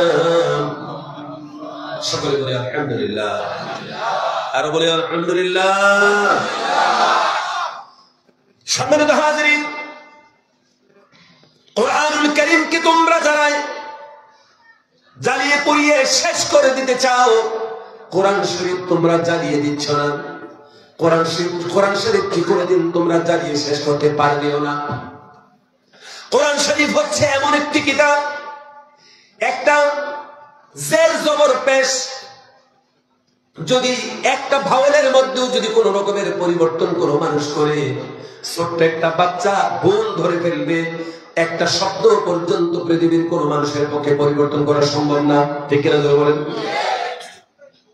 মুহতারাম হাজিরিন সুতরাং আজকে তোমরা যারা রাস্তাঘাটে বিভিন্ন জায়গায় কোরআন পড়ায়া মানুষের সামনে তোমরা দেখাও আমরা কোরআন পড়িয়েছি মোটেও ভালো মানুষের কাজ করনি ভালো সন্তান যদি তুমি বাবার যোগ্য সন্তান হতে এমন কাজ করতে পারতে না এজন্য পৃথিবীর মুসলমান ভালো করে মনে রাখেন কেউ যদি আপনার গ্রন্থকে পড়িয়ে দিয়েছেন আপনার গ্রন্থকে আগুন লাগায়া আপনার বাড়ির সামনে যদি আগুন লাগায়া দেয় আপনি যেন তার মতন আচরণ করবে না যেমনটি সে আচরণ করেছে কারণ আল্লাহ রাব্বুল আলামিন বলেছেন তোমার সাথে অন্যায় করেছে তুমি তার সাথে সৎ ব্যবহার করো ফাসিন মানে ইলাহি তুমি তার সাথে ভালোই ব্যবহার করো খারাপ তো ব্যবহার তুমি করতে পারো না জোরে বলেন সুবহানাল্লাহ সম্মানিত হাজিরিন খুব গভীর মনোযোগ তার কারণ হচ্ছে কোরআন শরীফ এমন একটা সোসাইটির মধ্যে নাযিল হয়েছে যে সোসাইটির মানুষ যদি রাত্রিবেলা দুইজন মানুষ সাক্ষাৎ হয়েছে নিজের বাবা এবং ছেলেও যদি হয়ে সাক্ষাৎ হয়েছে পরিচয় নাই তলোয়ারবাজি শুরু হয়েছে হয়তো সকালবেলা এমন দেখা যেত রাত্রেবেলা অন্ধকারের মধ্যে বাবার ছেলে সারা রাত যুদ্ধ করে ছেলের সিনার মধ্যে বাবা তলোয়ার ঢুকিয়ে দিয়েছে আর বাবার কণ্ঠনালীর মধ্যে ছেলে তলোয়ার ঢুকিয়ে দিয়েছে উভয় দুই জায়গায় ছিটকে পড়ে মরে আছে এমনটিও দেখা যেত এমন একটি বড় বড় এবং অসভ্য সমাজে কোরআন শরীফ নাজিল হলো মাত্র 23 বছর 5 মাস কয়েকটা দিন কোরআন শরীফ নাজিল হলো আর নাজিল হওয়ার পরে এমন একটি সুন্দর সমাজ কায়েম হলো এমন একটি সোসাইটি হলো এমন একটা সুন্দর সমাজ কায়েম হয়ে গেল ফতহ মক্কার সময় রাসূলুল্লাহ সাল্লাল্লাহু আলাইহি সাল্লাম মদিনাতুল মুনাওয়ারা থেকে 10,000 এর চাইতে কয়েকজন বেশি সাহাবী নিয়ে নবীজি মদিনা মুনাওয়ারায় ঢুকলেন আর মদিনায় ঢোকার পরে মদিনা মুনাওয়ারা থেকে মক্কা মুকাররমায় ঢুকলেন মক্কা মুকাররমায় ঢোকার সময় আল্লাহর নবী সাল্লাল্লাহু আলাইহি ওয়াসাল্লাম সাহাবায়ে কেরামদেরকে ডেকে বলেছেন সাহাবীরা রে যেই মক্কার জমিন থেকে আমরা নিগৃহীত হয়ে মাতৃভূমি ছেড়ে আমরা মদিনায় হিজরত করেছি এজন্য যারা যারা তোমাদেরকে কষ্ট দিয়েছেন তোমাদের সাথে বিহেভ খারাপ করেছেন তোমাদের আপনজনদেরকে হত্যা করেছেন লুণ্ঠন করেছেন ধর্ষণ করেছেন এমন আচরণ তোমাদের সাথে যারা করেছেন আজকে মক্কা নগরীর বিজয়ের সময় তোমাদেরকে সাবধান করে দিলাম তারা জাহিলিয়তের কারণে তোমার সাথে যেই ব্যবহারটা করেছে, ভুলবশত যেন তুমি এই জাহিলদের মতন ব্যবহার তুমি মুসলমান হয়ে যেন তাদের সাথে এমনটি করতে পারো না। জোরে বলেন সুবহানাল্লাহ। বন্ধুরা আমার, রাসূলুল্লাহ ফরমান দিয়েছেন, আপনি যদি শিক্ষিত মানুষ হয়ে থাকেন আর আপনি যদি ইতিহাসের ছাত্র হয়ে থাকেন, আপনি একটু দেখেন তো ইউরোপের ওল্ড হিস্টরি আপনি পড়ে দেখুন তো, সেই পম্পাই নগরীর ইতিহাস আপনি পড়ে দেখুন তো, history of the intellectual development of Europe, এই ডেভেলপমেন্ট অফ ইউরোপের ইতিহাস আপনি পড়ে থাকলে বলুন তো তাদের ইতিহাস কি? তাদের ইতিহাসকে আপনি রাসূলুল্লাহ সাল্লাল্লাহু আলাইহি ওয়াসাল্লামের ইতিহাসের সাথে একটু কম্পেয়ার করুন তো, একটু কম্পেয়ার করুন তো। আপনি যদি শিক্ষিত মানুষ হয়ে থাকেন একটু কম্পেয়ার করুন তো, তুলনা করুন তো। পৃথিবীর মধ্যে একটি দেশ বিজয় হয়েছে যেখানে কোনো মানুষ একটি ডান্ডার বাড়ি খায় নাই, কোনো মানুষ খুন হয় নাই, কোন মানুষ একটা মানুষ তার ইজ্জত লুণ্ঠন হয়নি, একটা ফল বৃক্ষ কাটা হয়নি, একটা মানুষের গর্দান মাটিতে পড়েনি। একটা দেশ বিজয় হয়েছে যেই দেশ থেকে এই মানুষগুলি হত্যার শিকার হয়েছে, ধর্ষণের শিকার হয়েছে। এই দেশের মধ্যে যত রকমের অন্যায় হয়েছে সব তাদের উপরে করা হয়েছে, ঠিক কিনা বলেন? রাসূল করিম সাল্লাল্লাহু আলাইহি ওয়াসাল্লাম মদিনাতুল মুনাওয়ারাতে রওনা দিয়েছেন মক্কা শরীফ থেকে। গিয়ে কোথায় উঠেছেন? গারে সুরে। আমি নিজে গারে সুরে উঠেছি। সেখানে আল্লাহ পাক রাসূল করিম সাল্লাল্লাহু আলাইহি ওয়াসাল্লামের কাছে আয়াত নাযিল করেছে, মনে আছে? হযরত আবু বকর সিদ্দিক যখন কাফেরদের পা দেখতে পেয়েছেন, হযরত আবু বকর বলেছেন, আপনার মাইক অসুস্থ হয়ে গেছে, মাইক সাউন্ড দেন। হযরত আবু বকর বলেছেন, আমরা তো ধরা পড়ে গেছি, এই তো তাদের পা দেখা যায়। হযরত রাসূল করিম সাল্লাল্লাহু আলাইহি ওয়াসাল্লাম বলেছেন, ভয় পেও না। আল্লাহ রাব্বুল আলামিন কোরআন শরীফের মধ্যে আয়াত বলেছেন, ইযহুমা ফিল গার ইয ইয়াকুলু লিসাহিবিহি লা তাহজান ইন্নাল্লাহা মা'ানা। জোরে আল্লাহু আকবার। ইযহুমা ফিল গার, সেই গর্তের মধ্যে হযরত আবু বকর এবং হযরতে রাসূল করিম সাল্লাল্লাহু আলাইহি ওয়াসাল্লাম ইয ইয়াকুলু লিসাহিবিহি লা তাহজান, ইয ইয়াকুলু লিসাহিবিহি, রাসূল করিম সাল্লাল্লাহু আলাইহি ওয়াসাল্লাম হযরত আবু বকরকে বললেন, লা তাহজান, ভয় পেও না, ইন্নাল্লাহা মা'ানা, নিশ্চয়ই আল্লাহ আমাদের সাথে রয়েছে। হযরত সুমাইয়াকে শহীদ করা হয়েছে। হযরত খাব্বাব বিন আল-আরাত থেকে জ্বলন্ত আঙ্গারের মধ্যে শোয়ে দেওয়ার কারণে হযরত খাব্বাব বিন আল-আরাতের পিঠের মধ্যে গর্ত করতে হয়ে গিয়েছিল। কত অত্যাচার হয়েছে, কত অত্যাচার হয়েছে। সেই অত্যাচারিত, উৎপীড়িত, নিগৃহীত, মাজলুম মানুষগুলি মক্কায় যখন শানিত তরবারি নিয়ে ঘুরেছে, নবীজি বলেছেন কোন মানুষকে খুন করতে পারো না। পৃথিবীর ইতিহাসের মধ্যে এই ইতিহাস আর নাই যে একটা দেশ বিজয় হয়েছে অথচ কোনো মানুষ খুন করে নাই। সুবহানাল্লাহ। নবীজির সবচেয়ে বড় দুশমন ছিল কে? নবীজির শ্বশুর এবং চাচা। কি নাম? আবু জাহেল। এটা কি শ্বশুর ছিলেন? আবু সুফিয়ান রাদিয়াল্লাহু তাআলা আনহু। নবীজির বিরুদ্ধে যত যুদ্ধ হয়েছে সবচেয়ে আবু সুফিয়ান ছিলেন। এবং মানুষ যথেষ্ট লম্বা মানুষ ছিলেন, বড় পাগড়ি পরতেন। ফতে মক্কার সময় রওনা দিয়েছে। বাসকান্দির হযরত রাহমাতুল্লাহ আলাইহি বুখারীর দার্সের সময় এই হাদিসটি যখন পড়িয়েছেন, আমার পরিষ্কার মনে আছে। হুজুর কাছে যারা বুখারী পড়েছেন নিশ্চয়ই এখানে থাকতে পারে। হযরত ওমর ফারুক রাদিয়াল্লাহু আনহু তার পিছু ধাওয়া করেছেন। কাপড় একটা জড়াইয়া, চাদর জড়াই, মহিলার বেশ ধরে মক্কা শরীফ থেকে পালিয়ে যাচ্ছিলেন।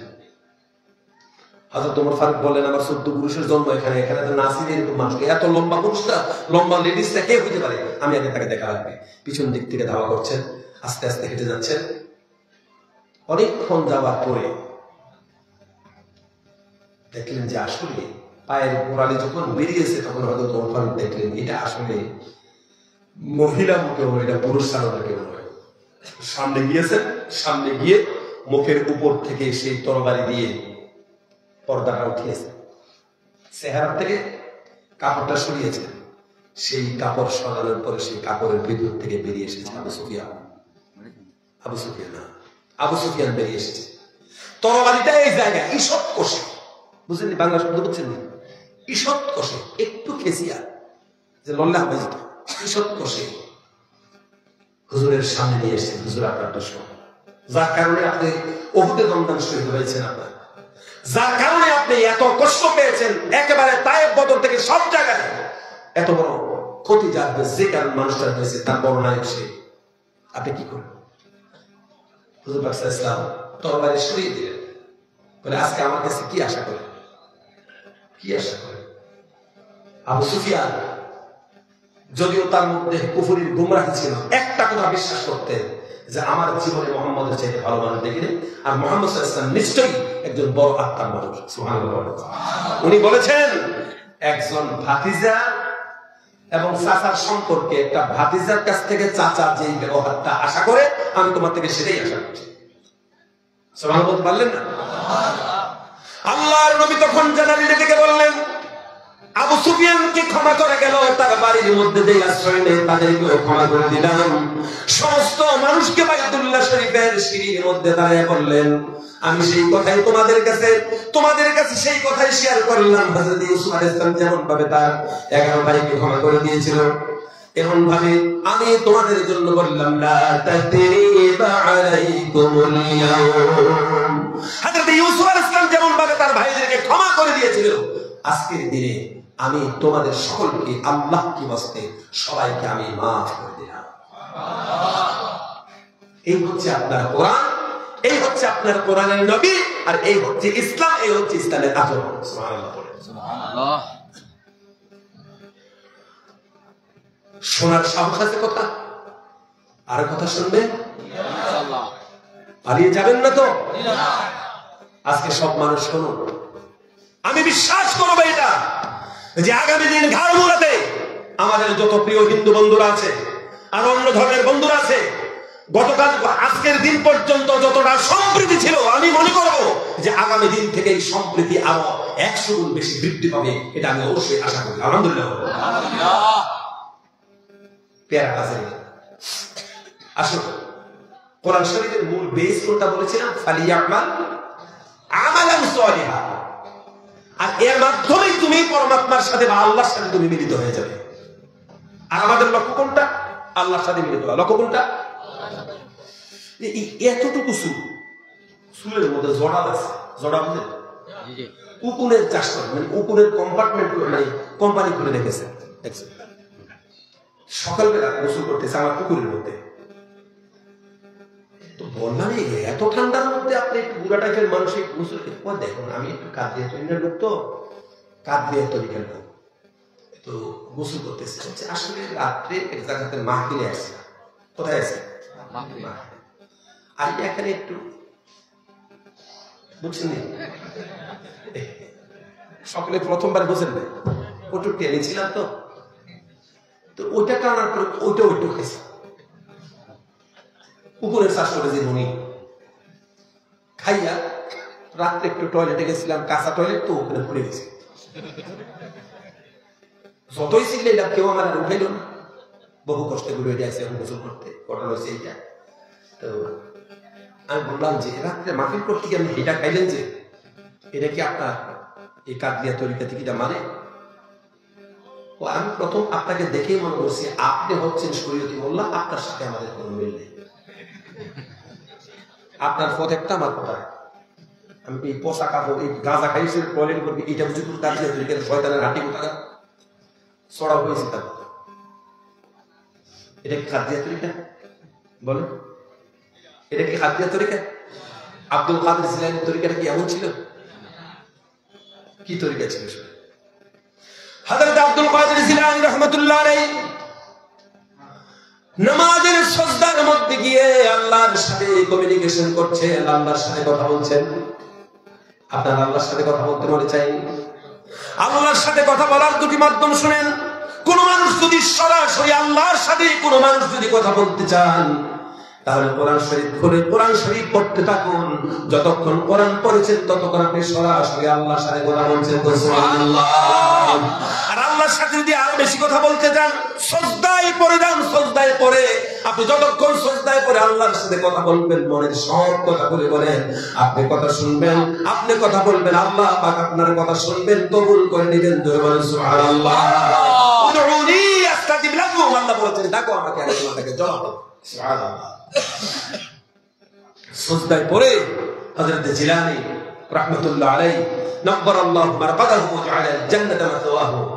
আমরা সকলে বলি আমিন আমিন। আল্লাহর সাথে কথা বলছে, তু জান্নাত রাব্বানি কাদা, তু জান্নাত রাব্বানি কাদা ومن بدر بدر زخبر के बस बाशाद मुराजा तमन्नाए वसाले तो के बस बाशाद मुराजा तमन्नाए वसाले तो। सुभान अल्लाह। কি কথা বলছেন? तू जन्नत रा बनी कादा वमन बदरा बदू सखबर के बस बाशाद मुराजा तमन्नाए वसाले। आय अल्लाह, তুমি আমার জান্নাতে দাও নাকি জাহান্নামে দাও, এটা একান্তই তোমার ব্যাপার। এই নিয়ে আমি কখনো ভাবি না, এটা আমার ভাবার বিষয় না। এই নিয়ে আমি কোনো চিন্তা করি না, হাতের অনুদানি করি না। এই নিয়ে আমার কোনো কথা নাই, সে নাই। আমার শুধু একটাই মাত্র জীবনের তামান্না, একটাই মাত্র কষ্ট, একটাই মাত্র দিক, একটাই মাত্র আমার চলার পথ, সেটা হচ্ছে রুহের জগতে। তুমি আমাকে বলেছিলে আলাস্তু বিরাব্বিকুম, আমরা বলেছিলাম বালা, সেদিন তোমাকে আমরা রেখেছি। হে রব, আমাদের একটাই মাত্র লক্ষ্য, কিভাবে আবার তোমার সাথে আমি মিলিত হয়ে যাব, কখন তোমাকে দেখব, এটাই আমার তামান্না। তুমি জান্নাতে দাও নাকি জাহান্নামে দাও, এটা আমার বিষয় না, বরং আমার একমাত্র লক্ষ্য হচ্ছে আমি কখন তোমার সাথে আবার মিলিত হয়ে যাব। ভালো করে বলুন সুবহানাল্লাহ। আমি কেমন করে তোমার সাথে আবার আমি মিলিত হয়ে যাব। সুতরাং পৃথিবীতে যেদিন আমরা মায়ের গর্ভ থেকে ভূমিষ্ঠ হয়েছি, এটা আমাদের জীবনের শুরুর দিন নয়। যেদিন মরে যাব এটাও বলেন শেষ দিন নয়। শুরু হয়েছে রূহের জগতে। আলাস্তু বিরাব্বিকুম, তোমাদের রব কি আমি? আপনাদের দেশে আম আছে নি? এত আসতে বললেন, আমি তো বলবো না যে একটা আমরই আপনার বিয়ে বাড়তে গিয়ে বলতাম। আমের তো সিজন নেই, বাঙালির মাথায় কি ধরেছে আল্লাহ জানে। আমের নাম রেখেছে ল্যাংড়া। আমের কি ঠেক আছে? ঠেক নাই ল্যাংড়া, আমি কি শুদ্ধ বলবো না? আছে না ল্যাংড়া আম? আছে ল্যাংড়া, খালুয়া, কি আম? হাড়ি ভাঙ্গা, কয়দিন পরে মাথা ভাঙ্গা আমার বাড়ি দেবেন। আচ্ছা যাই, নাম রেখেছে ল্যাংড়া। ল্যাংড়া আম খেয়েছেন। এই সুস্বাদু আম খাওয়ার পরে আমের ভিতরে যে সফট একটা স্ট্রাকচার থাকে, আপনারা কি জানেন? এনে মোরা, আমরাও মোরাই করি। আপনারা মনে করবেন আগরতলা কিটা আছে তুমি না ভাই জানো, আমরাও মোরাই করি। আরে আমার বাড়ি আগরতলা, আপনি মনে করতেছেন কোন মঙ্গল গ্রহে বা শনি গ্রহে বা অন্য জগৎ থেকে আছে? আগরতলা থেকে আছে। মাহবুব ভাই নাম কোনো কথা না, ত্রিপুরার অর্ধেকটা সিলেট ভাষায় মাথা বলছে, আমি জানি না। বড়া আম খেয়েছেন, বড়াটা মাটিতে আপনি পুঁতে দিয়েছেন, রোপণ করেছেন। কয়দিন পরে একটা গুয়ার গাছ উঠবো, একটা সুপারি গাছ উঠবো, নাকি কি উঠবো? আম গাছ। আপনারা ঘুমাইতেন না আজকে নাকি? একটু যদি দুর্বলতা পাইতেন তো নামিয়ে ভাগে যাবো। আর কিছু মানুষ আছে খালি কি বলেন ঠিক আছে, এই শব্দটা মোটেও ঠিক না। এটা কি খালি এটা কি বলে, এটা কি ঠিক? শব্দের একেবারে 12টা 13টা বাজেছে। এটাকে টিফানি বলাটা ঠিক না। আসলে এটা হচ্ছে জিমনি, জিমানি বলতে পারে, ঠিক না? জিমানি। আচ্ছা টিফানি বলেন, টিফানি খুশি থাকলে বলেন। গান দূর থাকি রাগ করছে বেটা, সারা রাত তার বেটির সাথে মানে তার ওয়াইফের সাথে ঝগড়া করছে। ঝগড়া করিয়া কইছে গোসা করি আজকে শিলচর যাইতাম, আল্লাহ যাব। জামিরা গিয়ে ট্রেন উঠছে, জামিরা ট্রেনের স্টেশন আছে, যাই গিয়ে শিলচর আল্লাহ যাব। তো যেই না হাইলাকান্দি পার হয়েছে, এক তরকারি বিক্রেতা আর রুটি বিক্রেতা করেছে। আর রুটিও বালতি গুলো, এই তরকারি রুটিটা লাগবো, তরকারি রুটি, তরকারি রুটি। টিফাইতে টিফাইতে ভাই আমার কয়টা দিছে, তার 2-3টা রুটি আর তরকারি দিয়েছে, খাইয়া আবার টিফান শুরু করছে। বিক্রেতার তো পয়সা দেয় না। বিক্রেতা বলছে ভাই আপনার লাগবো নি, আর খবরটা দাও না। তো দিছে দিয়ে ওটাও খাইছে, খাইয়া আবার কি বুঝতে পড়ছে, ভাই আর লাগবো নি আপনার, কইলে দাও। তো তার বাকি যে 3-4টা রুটি আছে এগুলি তরকারি দিয়েছে, দিয়া হ্যাঁ বাটি দিয়েছে। টেকা লাগিয়ে বলেছে, টেকা কি টেকারে ভাই তরকারি রুটি রে ভাই। দেখো কালকে রাত্রে তোমার শাশুড়ির লোকে খুব আন্তরিকতার সাথে আমি ঝগড়া করছি।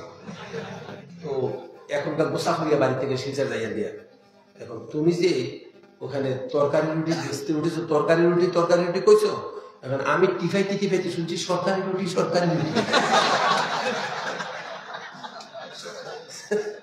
তুমি কইছো তরকারি রুটি, আমি শুনছি সরকারি রুটি। পকেটে তো দেখা না, বালতি দিয়ে মাথা সিধায় একবারই বালতি বের হয়ে গেছে, আলগাফুল দিয়ে নামাই গেছে। না, আপনাদের দেশে এক কমন গাইড, হালার গরর হাল আমার মাথায় এখন লেগে। আরে হালার গরর তো ভাতি যেটা, হালার গরর হালা কি দাবে, এ কি আসছে তো? এগুলি তো পরি, এগুলি ছাড়ো। একদিন আমার কাছে বলছে এক মহিলা, এই হালার গরর হালা অবায়া।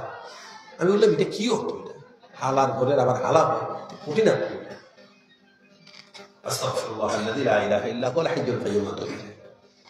তো ঘুমানো যাবে না, তাহলে তরকারি যদি সরকারি শোনে, তরকারি রুটির জায়গায় যদি সরকারি রুটি শোনে, তাহলে বিপদ আছে। বাড়ির থেকে কেমন আছে শিলচর পালন রাখতে পারে হাসিরি।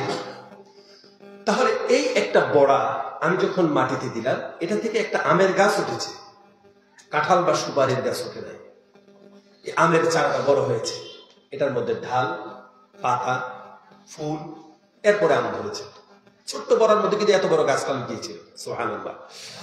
তো সেখানে এটার মধ্যে আম ধরেছে। আম যখন বড় হয়েছে, পেকেছে, আম আপনি হাতে নিয়েছেন, আম আপনি খেয়েছেন। খাওয়ার পরে আমের মধ্যে আম খাওয়ার পরে শেষে কি হলো? শেষে আবার কি থাকলো? বড়াই থাকলো। তার মানে বড়া থেকে শুরু হয়েছে, বড়া থেকে শেষ হয়েছে, ঠিক না বলে? যেমনি ভাবে বড়া থেকে শুরু হয়েছে, বড়াটার মধ্যে গিয়ে যেমন ভাবে শেষ হয়েছে, যেখান থেকে শুরু সেখানেই তার শেষ হয়েছে। আমাদের জীবন শুরু হয়েছে আল্লাহ পাকের দিদার থেকে, রূহের জগতে আল্লাহর মোলাকাত দিয়ে আমাদের জীবন শুরু হয়েছে।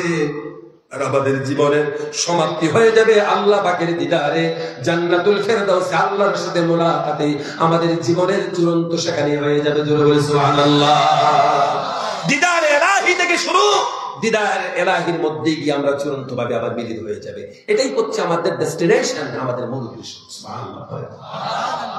আর সেই উদ্দেশ্যের সফরের জন্য দুনিয়া নামক জায়গায় কাজ করতে হবে একটা, সেটা হচ্ছে তুমি ভালো কাজ করো, ভালো কাজ করো, ভালো কাজ করো। অবশ্যই তুমি ভালো কাজ করো, খারাপ কাজ তুমি যেন করতে যেও না।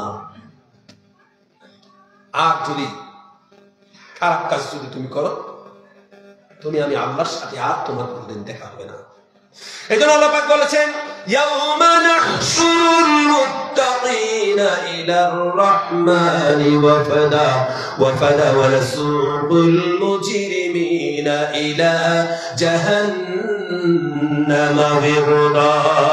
জোরে আল্লাহু আকবার। সেদিন হাসরের ময়দানে মুজরিমদেরকে পিপাসার্ত অবস্থায় জাহান্নামের মধ্যে ফেলে দেওয়া হবে।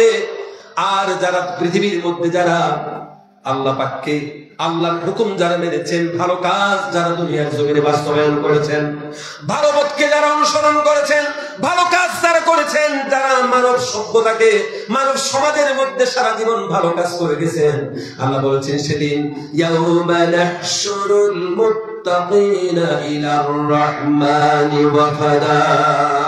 সেদিন আল্লাহ পাক তাদেরকে জান্নাত দিয়ে দিবেন। তারা আনন্দ করতে করতে করতে করতে তারা জান্নাতের মধ্যে প্রবেশ করবে। সুবহানাল্লাহ।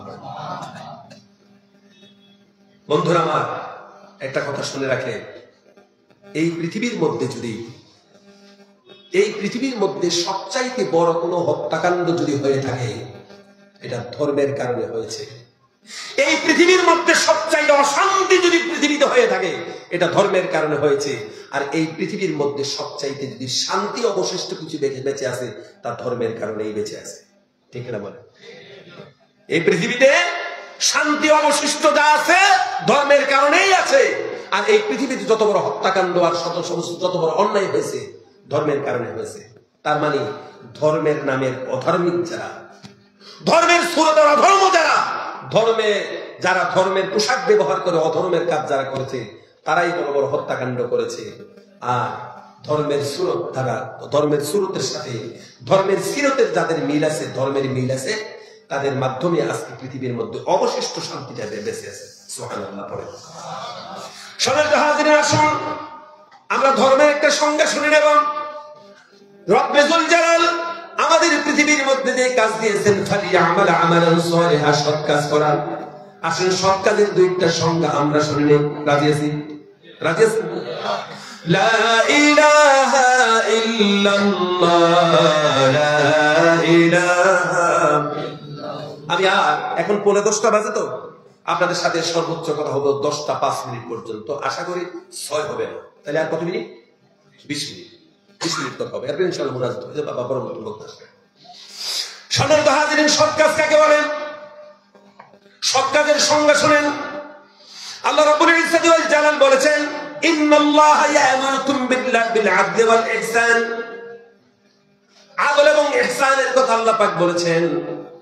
দুনিয়ায় আমাদেরকে আদল ইনসাফ করার কথা বলেছেন, ইহসান করার কথা বলেছেন, ন্যায় বিচারের কথা বলেছেন, সুষ্ঠু ফয়সালার কথা বলেছেন। একটা মানুষ একটানা 70 বছর পর্যন্ত নামাজ পড়েছে, সারা রাত নামাজ পড়েছে। মানুষটা 70 বছর পর্যন্ত একটানা সেই মানুষটা রোজা রেখেছে, 70 বছর রোজা রেখেছে, 70 বছর রাত্রে নামাজ পড়েছেন। কিয়ামুল লাইল এবং সিয়ামুন নাহার এমনি ভাবে 70টা বছর পর্যন্ত কাটিয়ে দিয়েছেন।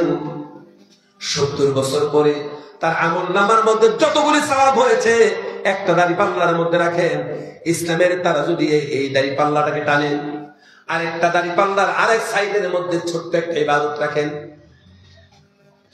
আপনার সমাজের একটা নিগৃহীত মানুষ, একটা উৎপীড়িত মানুষ, একটা মাজলুম মানুষ, যে মানুষটা উৎপীড়িত অত্যাচারিত হয়েছে, তার প্রতি জুলুম হয়েছে, অন্যায় হয়েছে, আপনি তাকে একটা ন্যায় প্রতিষ্ঠিত করেছেন, ন্যায় ফয়সালা করে দিয়েছেন, ন্যায় বিচার করে তাকে আপনি ন্যায় পাইয়ে দিয়েছেন। আপনি একটা কথা দিয়ে হোক, 10টা কথা দিয়ে হোক, 1 মিনিট হোক, 1 ঘন্টায় হোক, আপনি যদি একটা ন্যায় ফয়সালা, একটা ন্যায় ফয়সালা যদি করে দিন, একটা মানুষ যদি ন্যায় বিচার পেয়ে যায় আপনার কথা থেকে, আপনার এই ন্যায় বিচার পাইয়ে দেওয়ার জন্য এই যে আপনার ভূমিকা ছিল, এই ভূমিকার 1টা 2টা 50টা কথাকে আপনি আরেক পাল্লার মধ্যে রাখেন। এবার ইসলামের তারাজু দিয়ে এই দাড়ি পাল্লা দিয়ে আপনি এবার মেপে দেখুন।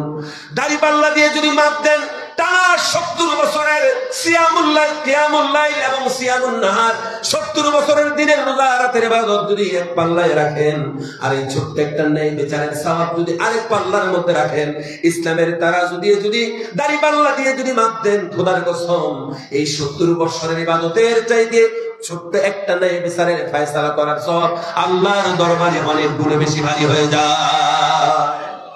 আল্লাহর কাছে অনেক বেশি এই সুষ্ঠু ফয়সালার ভারী আল্লাহর কাছে বেশি হয়ে যায়। সুবহানাল্লাহ। আজকে আমাদের সমাজে ন্যায় বিচার আছে না ধ্বংস হয়েছে? বলেন, ধ্বংস হয়েছে। আজকে পৃথিবীতে উৎপীড়িত যারা, নিগৃহীত যারা, তারা আজকে সুষ্ঠু ফয়সালা পায় না, ঠিক না? আজকে আমাদের সমাজের মধ্যে আজকে অনাকাঙ্ক্ষিত সত্য হচ্ছে এই, যার কাছে টাকা আছে তার অন্যায়কেও আমরা ন্যায় হিসেবে ধরে নিই, আমরা বিচার ফয়সালা তাদের একেবারে আমরা করে দিই। এরকম সমাজের বর্তমানে এরকম হালত হয়েছে কিনা বল? আজকে পয়সার দিকে তাকিয়ে মানুষের মর্যাদা হয়। আপনার কাছে পয়সা আছে, অসভ্য কথাও তারা বাণীর মতন শুনবে। আপনার কাছে টাকা পয়সা নাই, ভালো কথাও তারা ভালো হিসেবে নিবে না, ঠিক কিনা বলেন? জোরে বলেন। আপনি গরিব হয়েছেন, একটা ন্যায় বিচার পাওয়া মুশকিল হয়ে যাবে। আপনার কাছে পয়সার অভাব নেই, আপনি ন্যায় বিচার না, অন্যায়তেই আপনি আপনার বিচার পেয়ে যাবেন। এরকম হচ্ছে কিনা বলেন? সম্মানিত হাজিরিন, 70 বছরের এই ইবাদত যদি, একটা ছোট্ট কথা যদি 70 বছরের ইবাদতের চাইতে বেশি ভারী হয়ে যায়, আর আপনার একটা কথার কারণে একটা মানুষ যদি জুলমের শিকার হয়ে যায়, অত্যাচারের শিকার হয়ে যায়, একটা 70 বছরের ইবাদতকে এই ছোট্ট একটা কথা বলার কারণে, আপনার সেই রকমের ভূমিকা থাকার কারণে এই মানুষটা যদি অত্যাচারের শিকার হয়, অন্যায় অবিচারের শিকার হয়ে যায়, আপনার 70 বছরের ইবাদত এই একটা কথার কারণে ধ্বংস হয়ে, জ্বালিয়ে পুড়িয়ে ধ্বংস হয়ে যাবে, জল করে ভস্ম হয়ে যাবে। আল্লাহর দরবারে আপনি জান্নাতের আশা করতে পারেন না। জোরে বলুন সুবহানাল্লাহ। এটা হচ্ছে আপনার ইসলামের শান্তির কথা বলে, ইসলামের সততার কথা বলে। ইসলাম বলেছেন, কোরআন বলেছে, হাদিস শরীফে আসছেন, সুনানের কিতাবে এসেছে قال رسول الله صلى الله عليه وسلم طلب كسب الحلال فريضة بعد الفريضة। হে আমার দোকানদার ভাইরা শুনুন, আপনি ব্যবসা করছেন, ব্যবসা একটা ইবাদত। ব্যবসা কি? কথা বলে, ব্যবসা কি? এটা ইবাদত। ব্যবসা একটা ইবাদত। রাসূলুল্লাহ যেভাবে ব্যবসা করেছেন, রাসূলুল্লাহর মতো সেই রকমের দাড়ি পাল্লা ঠিক রেখে যদি আপনি ব্যবসা করেন, ব্যবসা আপনার ইবাদত। আপনি কখনো 999 গ্রাম দিয়ে 1000 গ্রামের পয়সা রাখতে পারেন না। আপনি কখনো একটা মানুষকে 1 পয়সা আপনি ঠকাতে পারেন না। ইসলাম মোটেও এটা এলাও করে না। আপনি যদি একটি পয়সা কাউকে ঠকিয়েছেন, আল্লাহ পাকের জাতের কসম, আপনি শুনে রাখুন, আপনার জীবনের সমস্ত আমল আপনি ধ্বংস করে দিচ্ছেন। 1 পয়সা, 1 আনা যদি আপনি ঠকিয়েছেন, তাহলে আপনার জীবনের আমল বরবাদ হয়ে যাচ্ছে। আমরা আজকে সুবিধা যদি পাই, মানুষকে ঠকাতে চিন্তা করি। কথা বলো। আজকে আমি বলবো, রাগ করবেন না, আজকে আমাদের অনেকে টুপির মধ্যে ইসলাম, অনেকের পাঞ্জাবির মধ্যে ইসলাম, অনেকের দাড়ির মধ্যে ইসলাম, অনেকের পোশাকের মধ্যে ইসলাম, অনেক হাতের মধ্যে ইসলাম। এটা ইসলামের নমুনার অংশ বিশেষ, মোটেও ছোটভাবে দেখা যাবে না। অবশ্যই এটা ইসলামের নমুনার মধ্যে পড়ে, কিন্তু শুধু এই পোশাক পরিচ্ছেদের নাম, এই বাহ্যিক নমুনার নাম ইসলাম নয়, আপনার চরিত্রের নাম হচ্ছে ইসলাম। সুবহানাল্লাহ। মদিনাতুল মুনাওয়ারা থেকে 1-2 মাইল নয়, 1200 মাইলের রাস্তা হচ্ছে সেই সুদূর জেরুজালেম। নাম শুনেন না? আজকের সেই বাইতুল আকসা। 1200 মাইল রাস্তা অতিক্রম করবেন, মদিনাতুল মুনাওয়ারা থেকে হযরতে ওমর আল ফারুক রাদিয়াল্লাহু তাআলা আনহু বেরিয়েছেন। সঙ্গে রয়েছেন তার আসলাম গোলাম আসলামকে নিয়ে রওনা দিয়েছেন। মদিনা থেকে অনেক দূরে যাওয়ার পরে হযরত ওমর উটের পিঠ থেকে নেমে গেলেন আর বললেন, আসলাম তুমি এবার ওঠো। হযরত আসলাম বললেন, হুজুর আমি তো আপনার গোলাম, আমি কেমন করে উঠবো? বলে, তুমি গোলাম হলেও মানুষ। জেরুজালেম পর্যন্ত এই সফরের মধ্যে অর্ধেকটা জায়গায় আমি উট চড়বো, আর আমি অর্ধেকটা জায়গার মধ্যে আমি রাস্তায় হেঁটে যাব। ঠিক অর্ধেকটা জায়গায় তুমি উট চড়বে, অর্ধেক রাস্তা তুমি হেঁটে যাবে। জেরুজালেমের রাজপ্রাসাদ পর্যন্ত ঠিক বরাবর অর্ধেক রাস্তা হযরত ওমর ফারুক হেঁটেছেন, আর অর্ধেক রাস্তা হযরত আসলাম হেঁটেছেন। উভয় সমান ভাবে উট চড়েছেন, সমান ভাবে হেঁটেছেন। সুবহানাল্লাহ। যখন রাজপ্রাসাদে ঢুকছিলেন, তখন বাড়ি ছিল হযরত ওমর ফারুক উটের লেগাম ধরে নিয়ে যাবে, আর হযরতে আসলাম উটের পিছনে বসা আছে, উটের পিঠে বসা আছে। এমনি রাজপ্রাসাদে ঢুকেছেন। ঢুকানোর সময় হযরতে আসলামকে সবাই মনে করলো এটাই ওমর। হযরতে আসলামকে নামালেন, খুব খাতিরদারি করা হয়েছে। হযরত আসলাম বললেন, আমাকে এত খাতিরদারি কেন, কি হয়েছে? বলে, আপনি কি সেই ওমর নন, অর্ধেকটা পৃথিবীর খলিফা? উনি বলছেন, না তো, আমি ওমর না তো। বলে, আসলে ওমরকে? বলে, ওমরকে যদি দেখতে চান, যিনি আমার উটের লাগাম ধরে আপনাদের রাজপ্রাসাদে ঢুকেছেন, সেই জামার মধ্যে যে তালিওয়ালা, আমি তো তার কেনা গোলাম, আমি তার বান্দা। হযরত ওমর ফারুক দিনের দাওয়াত দিতে হয়নি, তার এই 100% ইনসাফ দেখে, তার মানবতা দেখে, তার সৌন্দর্যতা দেখে, ইসলামের নমুনা দেখে লক্ষ লক্ষ মানুষ বিনা দাওয়াত ইসলাম গ্রহণ করেছে, বিনা দাওয়াত ইসলাম গ্রহণ করেছে। সুবহানাল্লাহ। কে বলেছে ইসলাম আপনাকে সন্ত্রাস শেখায়? কে বলেছে? কে বলুন? যারা বলছে তারা আমার এবং আপনার মধ্যে বিভেদ তৈরি করে দিচ্ছে, শুধুমাত্র তারা নিজস্ব ফায়দা লুটার জন্য আমাকে আর আপনাকে খেপিয়ে তুলছে। কে বলেছে? মোরা একই বৃন্তি দুটি বসুনি, হিন্দু মুসলমান, মুসলিম তার নয়নমণি, হিন্দু তাহার প্রাণ। এটা কাজী নজরুল ইসলাম বলেছে বলছেন? আরে না ভাই, এটার মূল ভাবার্থ কোরআন থেকেই বেরিয়েছে। এটা কাজী নজরুল ইসলাম লিখেছেন, ঠিক আছে, আপনি বলেন কোরআন শরীফের কোন আয়াতের তর্জমা এটা, মানুষ তাকে ভুল ধরার জন্য বসে থাকে। আরে না, কোরআন শরীফ যেভাবে একে অপরের সাথে ভালোবাসার বন্ধনে আবদ্ধ কথা বলেছে, সেই আলোকেই তো কাজী নজরুল বলেছেন, একটি বৃন্তে দুটি কুসুম, হিন্দু মুসলমান, মুসলিম তার নয়নমণি, হিন্দু তাহার প্রাণ। পেয়ারে হাজিরিন, এই পৃথিবীতে আমরা বসবাস করতে আমরা কোরআন নামক কিতাবটাকে প্রত্যেকদিন 2 লাইন করে দেখবেন যে আপনার জন্য বলে। এবার দেখুন কথার সমাপ্তি করছি আমি। আল্লাহ রাব্বুল আলামিন বলছেন, আমি আল্লাহর সাথে যদি মোলাকাত করতে হয় তাহলে কি করবে? ফালিয়ামাল আমালান সালিহান, সৎ কাজ করবে। কোথায় করবে? দুনিয়াতে। আর দুনিয়া হচ্ছে আমরা সুনির্দিষ্ট একটা টাইমের মধ্যে থাকি। আমরা কেউ গারমোরাতে বসবাস করি, কেউ আমেরিকাতে, কেউ ইংল্যান্ডের মধ্যে, তারপরে কেউ অস্ট্রিয়াতে, কেউ অস্ট্রেলিয়াতে বসবাস করি, আমরা কেউ জাপানে বসবাস করি, কেউ সিঙ্গাপুর থাইল্যান্ডে বসবাস করি। আসলে মূলত আমরা কোথায় বসবাস করি? আসলে আমরা যেই দেশে বসবাস করি না, মূলত বসবাস করি আমরা একটা সুনির্দিষ্ট টাইমের স্ট্রাকচারের মধ্যে, জোনের মধ্যে আমরা বসবাস করি। ঠিক না বলেন? আপনার 2012 ইংরেজিতে জন্ম হয়েছে, 2028 ইংরেজিতে আপনি মরে গেলেন। এই যে 12 থেকে 28 পর্যন্ত যে একটা সময় আপনি পৃথিবীতে ছিলেন, এই সুনির্দিষ্ট একটা সময়ের কাঠামোর মধ্যে, স্ট্রাকচারের মধ্যে, সময়ের একটা সুনির্দিষ্ট গ্রাউন্ডের মধ্যে আপনি পৃথিবীতে বসবাস করেছেন। এজন্য আল্লাহ রাব্বুল আলামিন বলেছেন, ওয়াল আসরি ইন্নাল ইনসানা লাফি খুসর ইল্লাল্লাযীনা আমানু وعملوا الصالحات। আল্লাহু আকবার। আল্লাহ পাক সময়ের কসম করে বলেছেন, ওয়াল আসরি ইন্নাল ইনসানা লাফি খুসর, সময়ের কসম করে বলেছেন, বা পরন্ত বেলার কসম করেছেন। ওয়াল আসর মানে পরন্ত বেলা, যেটাকে আমরা বাংলায় অপরাহ্ন বলি, অথবা ভাটি বেলা বলি, আসরের সময় বলি। সূর্য পূর্ব আকাশে থাকলে পূর্বাহ্ন বলি, আর যখন সূর্য পশ্চিম আকাশের মধ্যে চলে যায় আমরা অপরাহ্ন বলি। ওয়াল আসর বলতে অপরাহ্নের কথা বলা হয়েছে। আর পূর্বাহ্ন যেমন ওয়াদ-দুহা ওয়াল-লাইলি ইযা সাজা মা ওয়াদ্দাআকা রাব্বুকা ওয়া মা ক্বালা।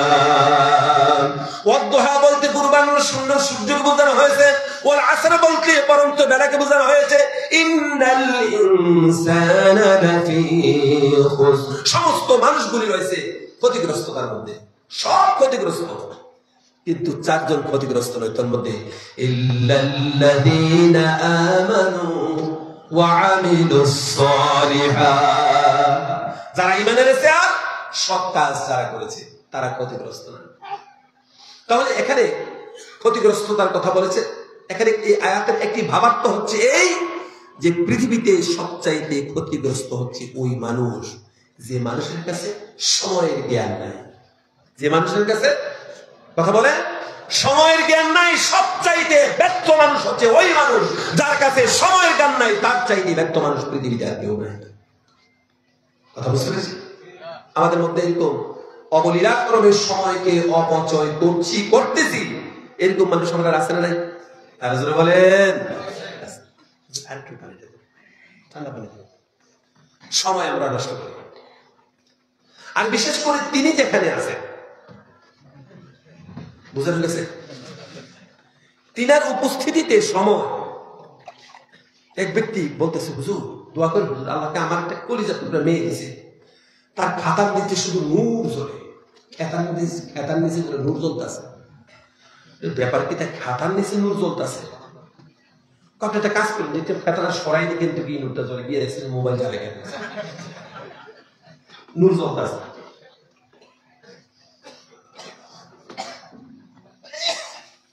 মোবাইল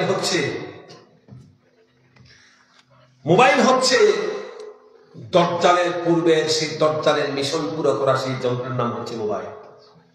বুঝেছেন? মোবাইল হচ্ছে দজ্জাল পৃথিবীতে আবির্ভাবের পূর্বে দজ্জালের মিশনকে পরিপূর্ণ করার জন্য এই মোবাইল পৃথিবীতে এসেছে। মোবাইল শয়তানের সবচেয়ে বড় আবিষ্কারের নাম মোবাইল। বিশ্বাস করেন? এটার আরেকটা নাম দেন তো দেখি, বুদ্ধিমানরা কিতা দিতেন পারেন নামটা। আমি বলবো আমি, ইনি হচ্ছেন শয়তানের প্রাইভেট সেক্রেটারি। হয়েছে? মিলেছে? আমি বলে দেবো, কোরআন হাদিস দিয়েই বলেছি, কিন্তু বলি সময়ের জ্ঞান শুনে রাখুন। আজ আমরা অবলীলাক্রমে সময় নষ্ট করছি, সময়কে বরবাদ করে দিচ্ছি। দোকানপাট গ্রামমোট লাগিয়ে রাতের পর রাত পর্যন্ত তারা সেখানে গ্রামমোট খেলে, কিন্তু দিনে মাহফিলের ব্যাপারে তারা কিন্তু কোন দিনে মাহফিল আসতে চায় না। এরকম আছেন না? একটু অত রাত ওয়াজ এইটা ভালো লাগে না, বা ঘুমাই পারে অত ওয়াজ গুণা লাগে। এই যে বিশ্বকাপ খেলা গেল না, এই যে বিশ্বকাপ গত বছর, এই তো মাহফিল ছিল, আমার মাহফিল ছিল ওদিন ময়মনসিংহের সেই তারাকান্দা দিকে, একদম ইন্ডিয়ার বর্ডার, মহেন্দ্রগঞ্জ বর্ডার সাইড মাহফিল আছে। ওয়াজ করতে গেলাম, সভাপতি সাহেব মেসা হুজুর আপনি 11:25 মাহফিল শেষ করবেন, 26 যেন না হয়। ব্যাপার কি 26 যেন না হয়, এত পাখি আল্লাহ যা করে আজকে 45 শেষ করবো। ঘটনা কি দেখতেছে, ঘটনা কি হয়েছে দেখি। যখন 20 বাজছে সভাপতি সাহেব কাজ করতেছে, মানে সময় দেখে হুজুর 25 মনে রাখে, দেখছে যে 24 হয়ে গেছে, হাদিয়া পকেট থেকে বাইর করে বইনা টেবিলের উপরে রাখা কাগজে লিখছে ওগো আপনার হাদিয়া দিয়া সভাপতি ভাগছে ভাবি থেকে। দেখতে দেখতে দেখলাম যে এই 35-40 হাজার মানুষ, দেখলাম যে শুধু বাকি থেকে কোথায়। আমি বললাম কোনো জঙ্গল থেকে হাতি টাতি বা কোনো আজরাইলের ডেট করা আছে নাকি, বলা যায় আজরাইল। আমি বললাম যদি এরকম আজরাইল ভাবে ঢুকিয়ে যদি করে আমারও তো ভাগা দরকার, তাড়াতাড়ি মোটাজাত করে মাইকুলার কাছে, মাইকুলারে আমার হাতি হচ্ছে বাগি তাড়াতাড়ি বাইরে। তখন দেখলাম যে আসলে ঘটনা হয়েছে ওদিনকা আর্জেন্টিনার খেলা ছিল, ফুটবল খেলা ছিল, মেসির খেলা আছে।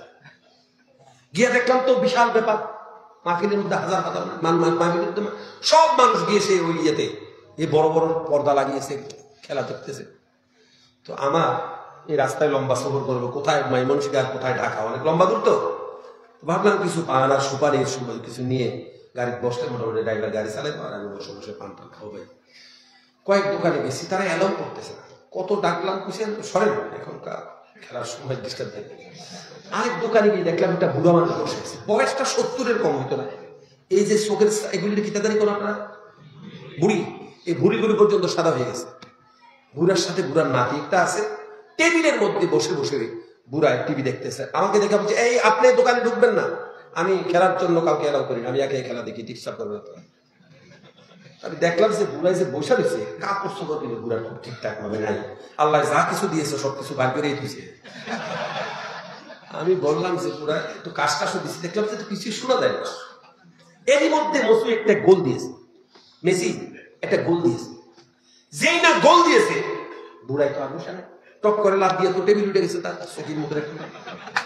কিন্তু দুর্ভাগ্য, আফসোসের কথা হলো বুড়াই যে লাভ দিয়ে টেবিলে উঠেছে, বুড়া একাই উঠেছে, তার সাথে তার লুঙ্গিটা কিন্তু উঠে না। কি ডান্স শুরু করছে, এই মেসি গোল দিলাইছে নাচ। আমার কোন হুজুর, আপনি তো সাধারণ হুজুর না, আপনি তো বিশাল বড় ওলি আল্লাহ হুজুর, আমার দোকানে যা কিছু আছে সব আপনার ফ্রি, নাচ ঠিক। কিন্তু আচ্ছা 70 বছরের একটা বুড়া মানুষ যদি এই সানসেট পর্যন্ত পাকে গেছে, যদি এই অবস্থায় নাচে, আপনি একটু তাসাব্বুরে দেখেন তো নাচটা কি ধরনের নাচ হয়েছে। নাচতে আছে বলে আমার দোকানে যা কিছু আছে সব ফ্রি, আপনি আইসেন। এই কাতারে বিশ্বকাপ খেলা হইতে স্যার তার দোকানে ঢুকার পরে কয় আমার সৌভাগ্য মনে নাকি মেসি গিয়ে বদলেছে। বিকৃত মানসিকতা কারে কয় বুঝছেন না? তার দোকানে আমি যাওয়ার কারণে আমার কদমের ছোঁয়ায় মেসি কাতারে বিশ্বকাপ বলছে। কি টাইপের পাগল পৃথিবীতে আছে এখনো দেখেছেন? আমি বললাম যেটা সব ঠিক আছে, আপনি নিচেতে লুঙ্গি ডাকবেন। আরে তো এটা তো এবার ডট যা বোঝা বুঝে। আপনি মনে করছেন আমি আপনাকে হাসানোর জন্য বলছি, আমি কি হেসেছি? আমি হাসিনি তো, এটা তো লজ্জা, এটা হাসির কথা তো মোটেও না।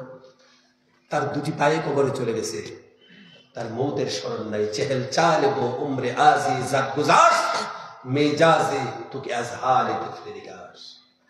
তোমার শরীর অর্ধেকটাই তোমার কবরে চলে গেছে, তুমি গোয়েন দেখে এতটা ডান্স করতে পারলে 70 বছর একদিনে হয়তো তাহাজ্জুদের সাজদায় গিয়ে আল্লাহর সাথে তুমি হযরত জিলানীর মতন কাটতে পারবে। ঠিক কিনা বলেন? এটা জীবনের লক্ষ্য নয়। ওয়াল আসরি ইন্নাল ইনসানা লাফি খুসর। সবচাইতে বড় ব্যর্থ ওই মানুষ যে মানুষ তার সময়ের জ্ঞান তার কাছে নেই, সময়কে অবলীলাভ ক্রমে তারা ধ্বংস করে দিচ্ছে। সবচাইতে ব্যর্থ মানুষ সে। খাসার শব্দটি খাসিনদা, এই খাসার শব্দটি ব্যর্থতাকে বোঝানোর জন্য আল্লাহ পাক কোরআন শরীফে সবচাইতে বেশি বলেছেন।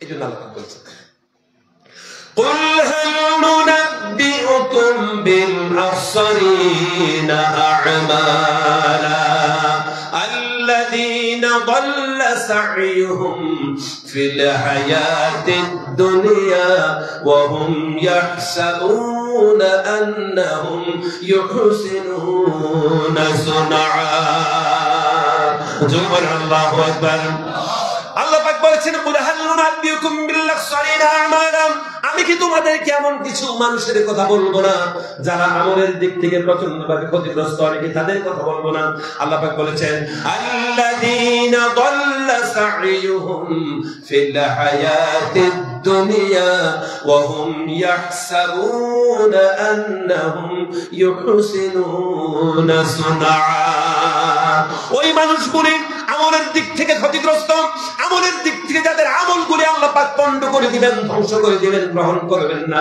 আল্লাহর কোর্টের মধ্যে দাঁড়িয়েছেন 70 বছর 80 বছর হয়ে গেল জীবনটা শুধুমাত্র খেলতামশার রঙ্গরসের মধ্যে জীবন অতিবাহিত করেছো আল্লাহর ডাকে সাড়া দাও নাই সৎ কাজের দিকে তোমার মানসিকতা ছিল না মনে যা চায় তুমি তা করেছো আল্লাহ পাক বলেছেন আল্লাযীনা দাল্লা সাইয়ুহুম ফিল হায়াতিদ দুনিয়া জোরে বলেন নাউযুবিল্লাহ তার জীবনটা এমনি ভাবে বরবাদ করে দিয়েছে অথচ সে মনে মনে ভাবে ওয়াহুম ইয়াহসাবুনা আন্নাহুম ইউহসিনুনা সুনআ জীবন বরবাদ হয়ে গেছে খালি হাতে কবরের পাশে দাঁড়িয়ে গেছে এরপর আত্মঅহংকার আছে আমি ঠিক পথেই ছিলাম আমি ঠিকই করেছি আমি আসলে ঠিক ছিলাম তার আত্মঅহংকার ভিতরে কাজ করে সারা জীবন করেছে তার জীবনকে সময়টা বরবাদ করে দিয়েছে সম্মানিত হাজিরিন যুবক বন্ধুরা শুনুন সময় নষ্ট করতে পারো না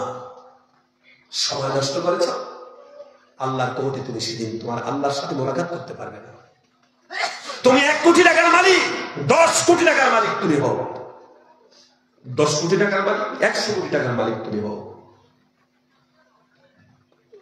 কিছু যুবক ছেলে আছে টাকা বহুত হয়ে গেছে কিতা অত টাকা দিয়ে কিতা করতাম রাস্তা রাস্তায় হাতে আর মাস্তানি করে আর মোটরসাইকেল একটা লইছে মোটরসাইকেলের খান্দ মানে পিঠের মধ্যে যখন চড়ে তখন বুঝ পাওয়া যায় হ্যাঁ রফরফের মধ্যে হয়েছে বা বোরাকি হয়েছে মেহরাজ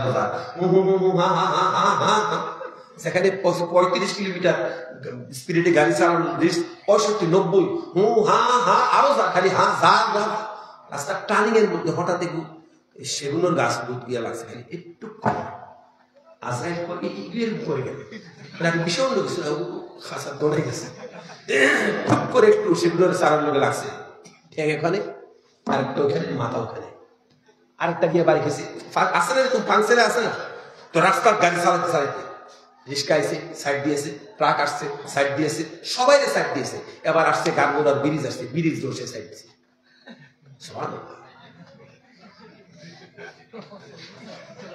অনেক পরে বুঝ পাইছে কি সাইড দিছে সাইড সবাই দিতে দিতে যেটা সাইড দিছে পরে বুঝ পাইছে না সবাই সাইড দিতে গিয়ে পরে দিয়েছে কারে সাইড দিয়েছে ব্রিজের সাইড দিয়েছে এখন ব্রিজের সাইড দিলে খানো গেছে চোখ ঘুরিয়ে দেখে হাত একটা ওটার সাথে বান্ধা আরেকটা ওটার সাথে বান্ধা সাইড খানে বান্ধা তো এখন এই সাইড জায়গার মধ্যে যে বান্ধা রয়েছে উঠে বলছে ভাই কি অবস্থা কিনা বলছে আসলে আপনি ব্রিজকে সাইড দিতে গিয়ে নদীতে পড়ছিলেন আপনি জেলেদের জালে ধরা পড়ছে বুঝেছেন কোথায় তুমি তোমার সময় বরবাদ করছো কোথায় বরবাদ করছো তোমার মতন জান ছেলেদের বিষয় এটা নয় যে তুমি মনে যা চাই তা করবে তোমার সময়টা সবচাইতে বেশি ইম্পর্টেন্ট তুমি এই সময় দিয়ে তুমি দেশের জন্য তুমি কাজ করো তোমার পরিবারের জন্য তুমি কাজ করো তুমি দেশের স্বাধীনতা এই যে আজকে পৃথিবীতে আমরা ইহুদিদেরকে গালি দিই ইহুদিরা আপনি কি জানেন আমি গত কয়েকদিনে তাদের উইকিপিডিয়া পড়লাম একজন ইহুদি রাবাইয়ার উইকিপিডিয়া পড়লাম ইহুদিরা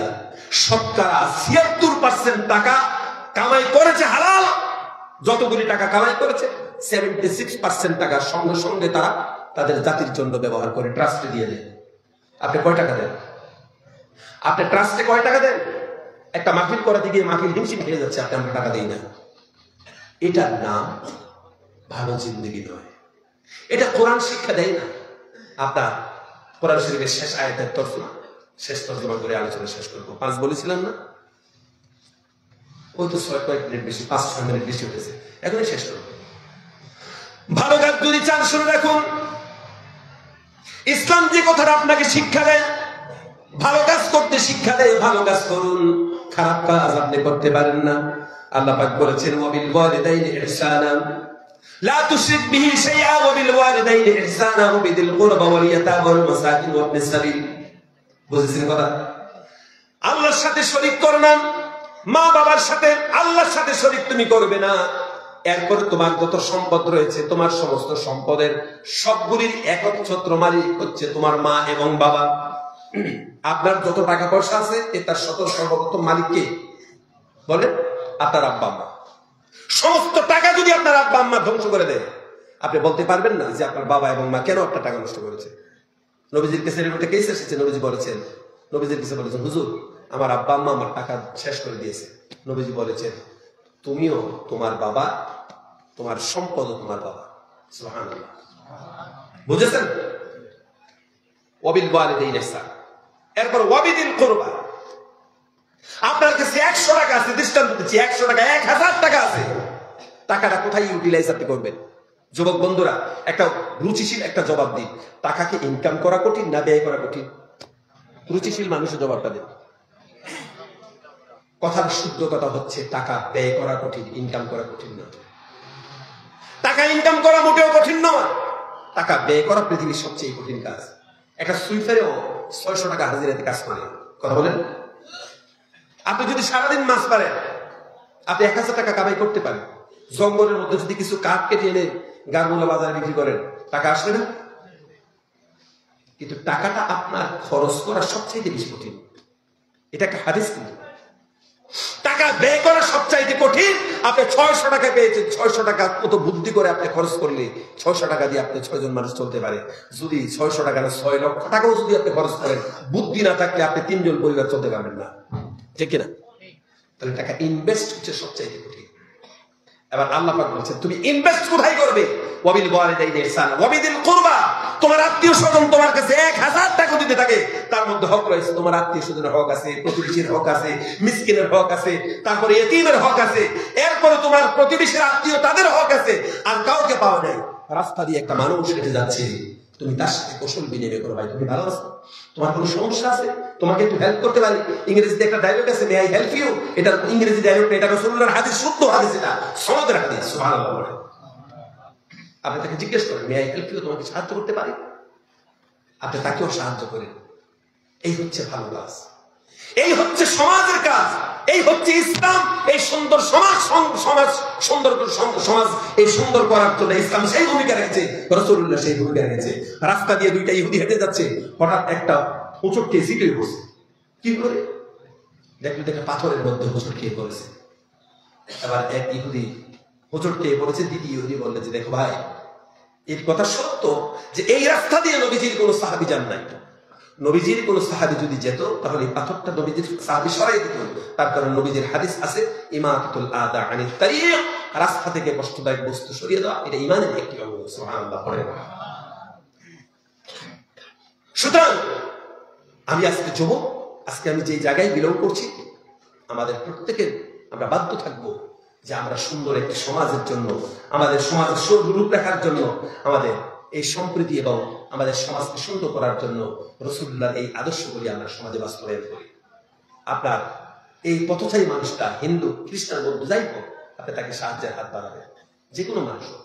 এটা যেন আমাদের আদর্শের মধ্যে থাকে। আল্লাহ তৌফিক ইনায়েত করুক। আমিন বলি, জোরে বলি আমিন। ঈদের নামাজে নামাজ পড়তে দিয়েছেন, নামাজের মধ্যে অবশ্যই সওয়াব করবেন, অবশ্যই। কিন্তু মনে রাখবেন, আল্লাহকে সিজদা দেওয়ার পূর্বে আল্লাহর বান্দাদের যদি আপনি কিছু সাহায্য সহযোগিতা করে যদি সিজদা দেন, এইভাবে নামাজ পড়লে আপনি যত সওয়াব পাবেন, ওইভাবে গরিব গুরুমাদেরকে, এতিম মিসকিনদেরকে, পিছিয়ে পড়া মানুষদেরকে সাহায্য করে যদি আপনি সিজদা দেন, 1 কোটি গুণ, 10 কোটি গুণ, 100 কোটি গুণ বেশি আপনি সওয়াব পেয়ে যাবেন। এই হচ্ছে আপনার ইসলাম, এই হচ্ছে আপনার ইসলামের সৌন্দর্যতা। তাজমহলের চাইতে একটা গরিবের মিষ্টি হাসি আপনার 10 টাকা দিলে যদি সে একটা মিষ্টি হাসি দেয়, তাজমহলের চাইতে ইসলামের কাছে গরিবের মিষ্টি হাসির দাম অনেক বেশি। সুবহানাল্লাহ। আপনার সমাজের মধ্যে একটা পিছিয়ে পড়া মানুষ, শেষ করবো তো নিশ্চয়ই করবো, একটা শেষ করবো, হীরার খনি নয়, মানুষ, ঠিক কিনা? দেশের ভালো মানুষ, দেশের সবচাইতে বড় সম্পদ দেশের ভালো মানুষ। যেই দেশের মানুষ ভালো, এই দেশ সবচাইতে বেশি।